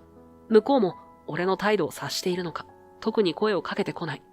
お互い気まずさを抱えつつも、業務に集中するふりをして、やり過ごしている感じだ。波風を立てないという意味では、これが理想的、なのかもしれない。ただ、胸のどこかで、針のような痛みがちくりと残っている気がして、俺はその違和感をやりきれない思いとともに押し込めながら、黙々と仕事に没頭していた。それから数週間後、レイナが中心となって企画していたチャリティーコンサートの本番がやってきた。場所は大きめのホールを借りていて、開催時間も告知されていて、観客が集まり始めている。もちろん、俺はこのコンサートには直接的な関与をしていない。しかし、どうにも落ち着かず、結局、様子だけ見ようと思い立って会場に足を運んだ。ホールのロビーに入ると、もう観客がちらほらと列を作っている。しかし、開演まであとわずかというのに、ロビー奥のスタッフ専用扉の向こうからは、怒号とも短足ともつかない声が聞こえてきた。こっそりそちらに回り込んでみると、案の定、レイナとスタッフたちが慌ただしく動き回っている。どういうことなんですか？ピアノと音響装置は、今日の朝一には搬入できるって話じゃないですか。レイナの声に、運営スタッフの男性が平謝りしながら答える。すみません。業者に連絡したところ、今日は道がひどく混んでいるらしく。しかも、担当者が連絡を取り違えていて、まだ出発していないらしいんです。今急いで手配し直しているんですが、道路の混雑状況も考えると、間に合うかどうか。何時に着くんですか？それがはっきりしなくて。さらに奥を見ると、今回の目玉演奏者とおぼしき人物が、苛立った様子で腕組みをしていた。ちょっと話が違うじゃないか。楽器がないと、練習どころかリハすらできないんですよ。こんな状態でまともに本番やれっていうのか？その声に、レイナは頭を下げる。スタッフも、青ざめた顔でスマホを手放せないようだ。観客はすでにロビーに集まり始めているというのに、舞台どころか、楽器も、音響設備も、まともに届いていない。状況はかなり深刻らしい。俺はその光景を、影から見ながら、どうすることもできずに立ち尽くした。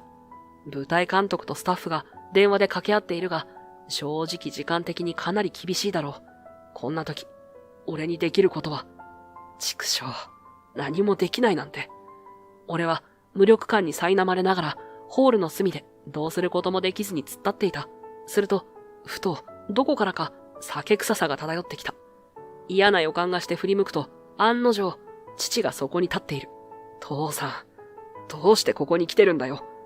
どうしてって、お前の女だろうが、あの令状ってのは、うまいこと金せびれねえかと思って来たんだよ。あまりにふざけた口調に思わず苛立ちがこみ上げる。あんたは、いい加減にしてくれ。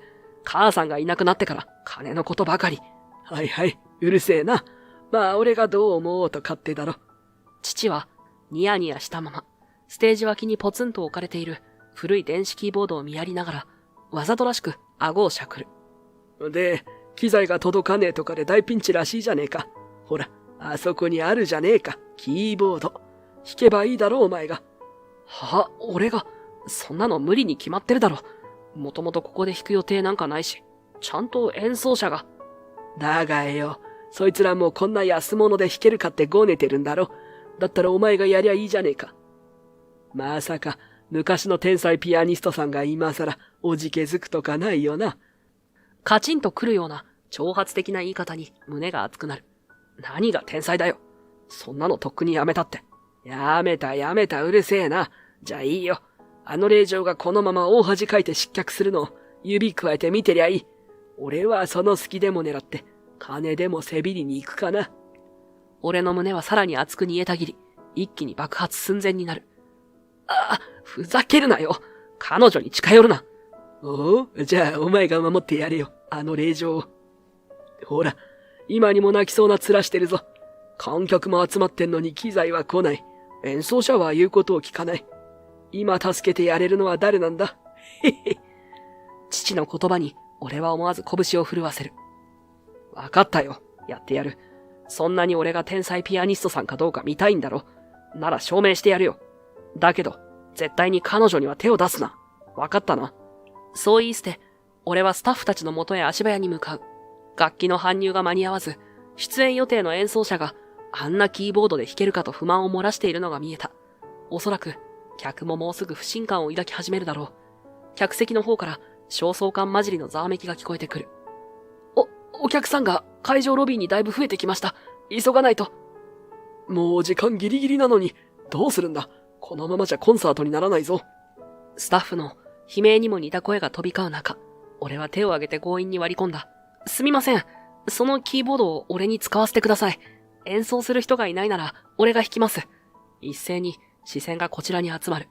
もちろんスタッフも演奏者も一瞬あっけに取られたような顔になる。そりゃそうだ。普段は陰で雑務をこなすだけの社員がいきなり自分が弾くなどと言い出すのだから。あなた、桜コーポレーションの藤井さんだっけ？楽器経験はあるの？問いかけられた俺はぐっと拳を握りながら答える。はい。少しだけピアノをやってました。本格的にクラシックを再現できるかはわかりませんが、無音で終わるよりは何倍もマシでしょう。舞台が暗転したまま観客に帰ってもらうなんて最悪の事態だけは避けられるはずです。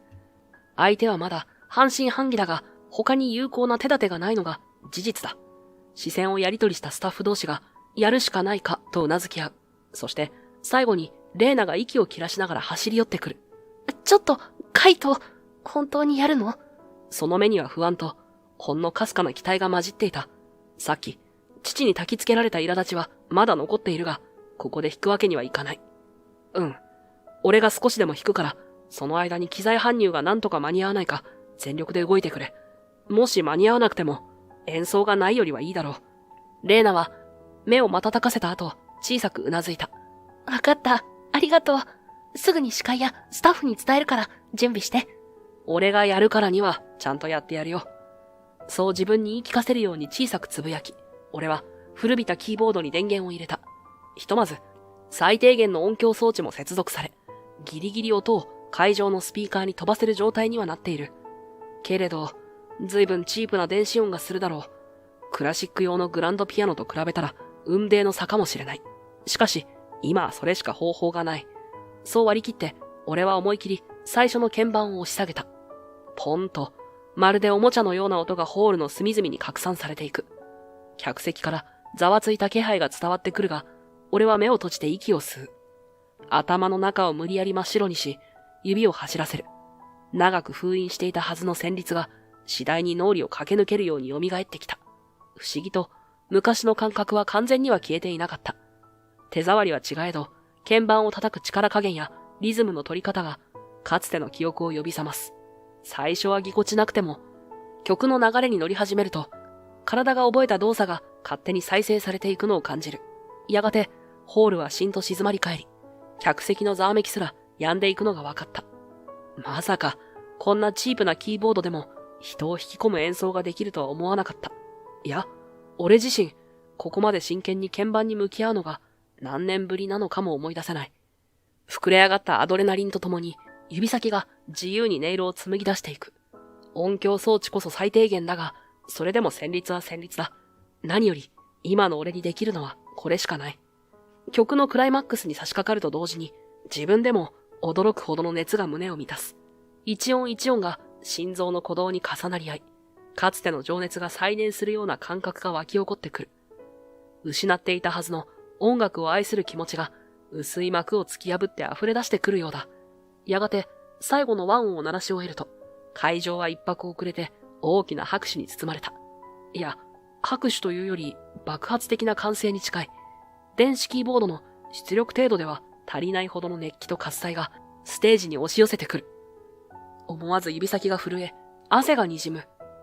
目を開けると、まばゆいライトの向こうに観客の姿が見える。皆拍手を惜しまず、スタンディングオベーションのように立ち上がりかけている人までいる。俺は全く想定していなかった大歓声の波に、胸が苦しくなるほどの喜びと戸惑いを同時に覚えた。袖に戻ると、メイン演奏者だったはずの人が慌てた様子で駆け寄ってくる。クラシック畑の演奏者らしい服装をした壮年の男性が、驚愕と興奮をないまぜにした表情で言った。君は、一体何者なんだ？本当にただの会社員なのか？俺は少し苦笑しながら答える。今は、ただの会社員ですよ。桜コーポレーションの総合企画部所属で。すると、男性は信じられないというように首を振って、観客の方へ目をやる。そして、まさかね、とつぶやきつつ、感心したようにうなずいた。その様子を見て、レーナが胸を押さえ、こちらへ小走りでやってくる。カイト、ありがとう。本当にありがとう。レーナの目には涙が浮かんでいる。それを拭うように、手の甲でぐっとこらえつつ、心の底からの感謝を伝えようとしているのがわかる。俺も一瞬、どう言えばいいのか迷うが、込み上げてくる思いで胸が苦しくなり、ただ小さくうなずいた。その時、奥から大きな足音を立てて近づいてきたのは、父だった。いつも酔いつぶれている姿しか見ていないから、こうしてしっかり立っているだけで違和感がある。顔を赤くしているのは、酒のせいなのか、あるいは感情によるものなのか、多分後者だろう。彼は腕を広げると、そのまま、俺の肩をがっしり掴み、まるで泣くのをこらえているように話し始めた。こいつのピアノの腕は世界一なんだ。ああ、今でも思い出すよ。昔は本当にすげえ才能で、俺はそれを金に変えようとしちまった。でもやっぱりお前はすごい。すごいんだよ。すまなかったな、カイト。そう言って、父はこちらを見上げるようにしながら涙ぐんでいる。彼がこんなに素直に謝罪の言葉を口にするなんて、想像もしていなかった。俺が思わず言葉を失っていると、父はさらに続ける。昔母さんが亡くなってから、俺は弱くなっちまって、酒に溺れて、借金も作って、お前がピアノをちょっと成功させたら、金を稼げだなんて強要した。本当にピアノ、音楽をお前から奪うようなことをして悪かったよ。俺の胸の奥がぐっと締め付けられた。確かに、父が原因で俺はピアノを捨てたようなものだ。それでも、こんな風に正面から謝られたのは初めてだった。父は小刻みに肩を震わせながら、どうにか言葉を紡ぐ。すまねえ。本当にすまねえ。もう酒やギャンブルでお前に迷惑かけるのはやめる。だからまた、ピアノを弾いてくれよ。今日みたいにさ。俺も目頭が熱くなるのを感じる。ずっと責め続けてきたこの男が、ようやく向き合おうとしている。それだけで胸がいっぱいになってしまう。声が詰まって、思うように言葉が出せないけれど、俺だってあんたのことは、という思いが渦巻く。父さん、涙をこぼさないように懸命にこらえながら、俺は握り拳で父の背を軽く叩く。周囲からはさっきの演奏を称える拍手と歓声、そしてよかったねという声が飛び交っている。多くの観客は事情なんてわからないまま、ただ即席ステージでの熱演に興奮し感動しているんだろう。そうこうしているうちにスタッフや関係者も加わり、舞台裏は歓喜と安堵の渦に包まれていく。結果的に機材の搬入は結局間に合わなかったが、俺の演奏に引きずられるような形で、他の演奏者たちも協力し、コンサートは無事に大成功として幕を閉じた。最後に、ホールから出てくる観客たちの楽しげな表情を見て、レーナは深々と頭を下げながら目を潤ませる。本当にありがとう、カイト。あなたがいなかったらどうなってたかわからない。今回のコンサートが成功したのもあなたのおかげよ。いや、俺は、ただ目の前で困ってるお前を放っておけなかっただけだ。あと、あの親父に散々煽られたしな。そう笑って言うと、レーナは涙を浮かべながらもクスッと笑い返す。俺がふと振り返ると、父がなんとなく落ち着かない様子で照れているのが見えた。彼はそれ以上くだらない冗談を言わず、じゃあ俺は帰るわ。とだけ言って、そそくさと場を離れる。あの父が、あそこまで素直に謝る姿なんて初めてだった。きっと、俺を怒らせるために、あんな最低な挑発をわざと口にしたんだろうと思う。腹立つ話だが、それでこうしてコンサートを救う機会を作ってくれたのも確かだ。ステージにはまだ熱気が残り、スタッフや演奏者たちが、お疲れ様、すごかったねと口々に声を交わしている。レーナが隣に並んで歩き出し、外の風を吸いに行こうという仕草をする。俺たちはコンサートホールの扉を開け、夜の空気を感じながら、ほんの少しだけ当時の夢を思い出す。そう、あの頃、俺はピアニストになると決めて、すべてを捧げるように鍵盤を叩いていた。途中で投げ出したはずの夢を、こんな形で再び拾うことになるなんて、誰が想像しただろうか。涙の和解を果たした父の姿を思い返しながら、俺は胸の奥にこれまでとは違う何かがじんわりと広がっていくのを感じていた。音楽への思いもまた、ゆっくりと蘇り始めている。そんな気がした。数日後、チャリティーコンサートでの即興ピアノ演奏の話は、あっという間に社内中に知れ渡った。海外経験だけじゃなく、あの人ピアノまで弾けるのか？しかも、相当上手かったらしいぞ。そんな噂が飛び交う中、総合企画部のデスクで通常業務をこなしていると、部長がわざわざ足を運んできて、唐突にこう切り出した。藤井くん、君にちょっと大きな役目を任せたい。実は、近々うちの企業 PR とグローバル案件の担当部署を統合するプランがあるんだ。そこに移動してもらって、うちの会社の顔として仕事をしてほしい。彼はそう言うと、北村からも推薦があってね。と付け加える。思わず、北村がと聞き返すと、部長は苦笑しながらうなずいた。まったく、何があったのか知らんが、最近の北村はやけに、藤井さんをもっと評価してあげてくださいと熱心なんだよ。いつもは鼻っ柱が強いくせにな。どうやら、先日のコンサートでの一件が、北村の考え方にも少なからず影響を与えたらしい。そして、部長に呼ばれて社長室へ出向いていくと、そこにはすでに北村がいた。彼は相変わらずシュッとしたスーツ姿だが、どこか以前より柔らかい雰囲気をまとっている。俺と目が合うと、わざと気取った口調で話しかけてきた。藤井さん、今まで随分と派手な猫をかぶってたんですね。英語ができるどころか、あんなにピアノまで弾けるなんて。いや、正直、俺は驚きを通り越して嫉妬しちゃいましたよ。挑発めいた言い方にも聞こえるが、その目に含まれる色は前よりもずっと素直だ。俺は少し肩をすくめて答える。悪かったな。別に隠すつもりはなかったけど、必要があればやるってだけだよ。そういう北村こそ、もっと実力を伸ばしていいんじゃないか？お前、英語の資料だって少し勉強したら、すぐに読みこなせるくらい頭いいんだから。さらりと返すと、北村は苦笑いしながら首を振る。はは、やっぱり藤井さんに言われると耳が痛い。けど、まあ今度はあなたに翻訳だけ全部丸投げってわけにはいかなくなるわけですね。俺だって負けませんよ。これからはちゃんと自分の力で走っていきます。かつてのような皮肉や見下す態度はそこにはなく、むしろライバルとして敬意を抱いているように感じられる。そう思うと、自然と俺の口元もほころんだ。じゃあお互い頑張ろう。もう俺にペーパーワーク頼む口実なくなっちゃったもんな。そう言うと北村はくっと吹き出すように笑う。ほんと、なくなっちゃいましたね。その分、俺ももっと実力つけますから、今度こそ負けないです。その約束を交わしたところで、部長から、君たち、今日はそれくらいにして、今日のメインは商談成立の報告だよ。と声がかかる。そう。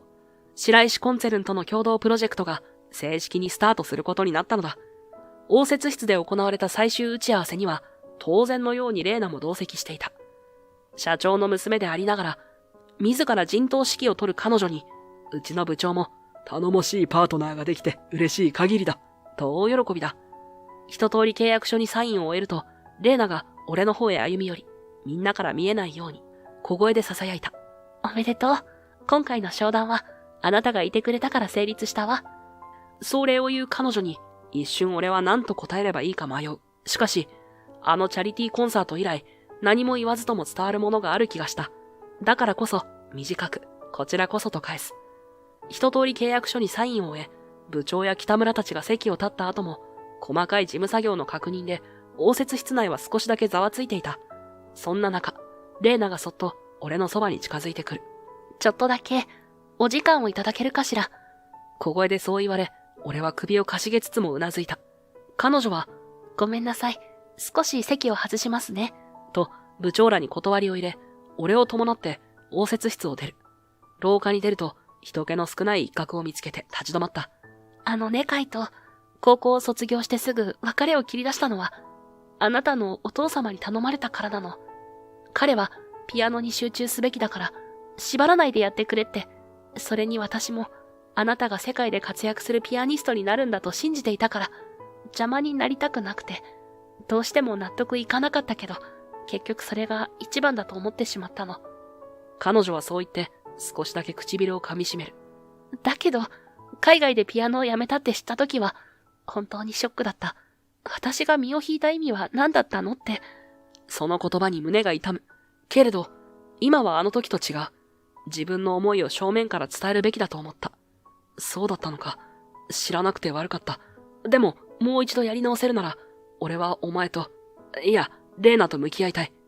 レーナは少し驚いたように目を丸くし、それからほっとしたように微笑む。ありがとう。今度こそちゃんと隣にいるわ。二人でやり直しましょう。そう言われて、俺は心の底から安堵する。俺たちの間で交わし損ねていた言葉たちが、ようやく通じ合った気がした。数週間後、正式に新部署へと配属された俺は、国内外への企業アピールや大規模プロジェクトの広報戦略を任されるようになった。かつて、音楽なんてと諦めていたはずが、今はむしろピアノ経験や英語力をフルに活かして、会社を支える立場になりつつある。あの日涙ながらに謝罪した父も、本当に酒とギャンブルをやめて、以前の職場に復帰したらしい。もちろん、すべてが急にうまくいくわけではないが、少なくとも、俺たちはこれから先に目を向けられるようになった。ちょっと強引な和解だったけれど、父の言葉が嘘じゃなかったことを感じるたび、胸の奥がほんの少しだけ熱くなる。何もかも過去を振り払うのではなく、抱えたまま前に進めばいい。かつては途中で投げ出した夢も苦い思い出も全部ひっくるめて俺の一部なのだ。いつだって大切なものを見失いそうな時ほど人は一歩踏み出す勇気を試される。そしてその勇気こそが自分にしか奏でられない未完成の曲を完成へと導いてくれる。今の俺はそう信じられるようになった。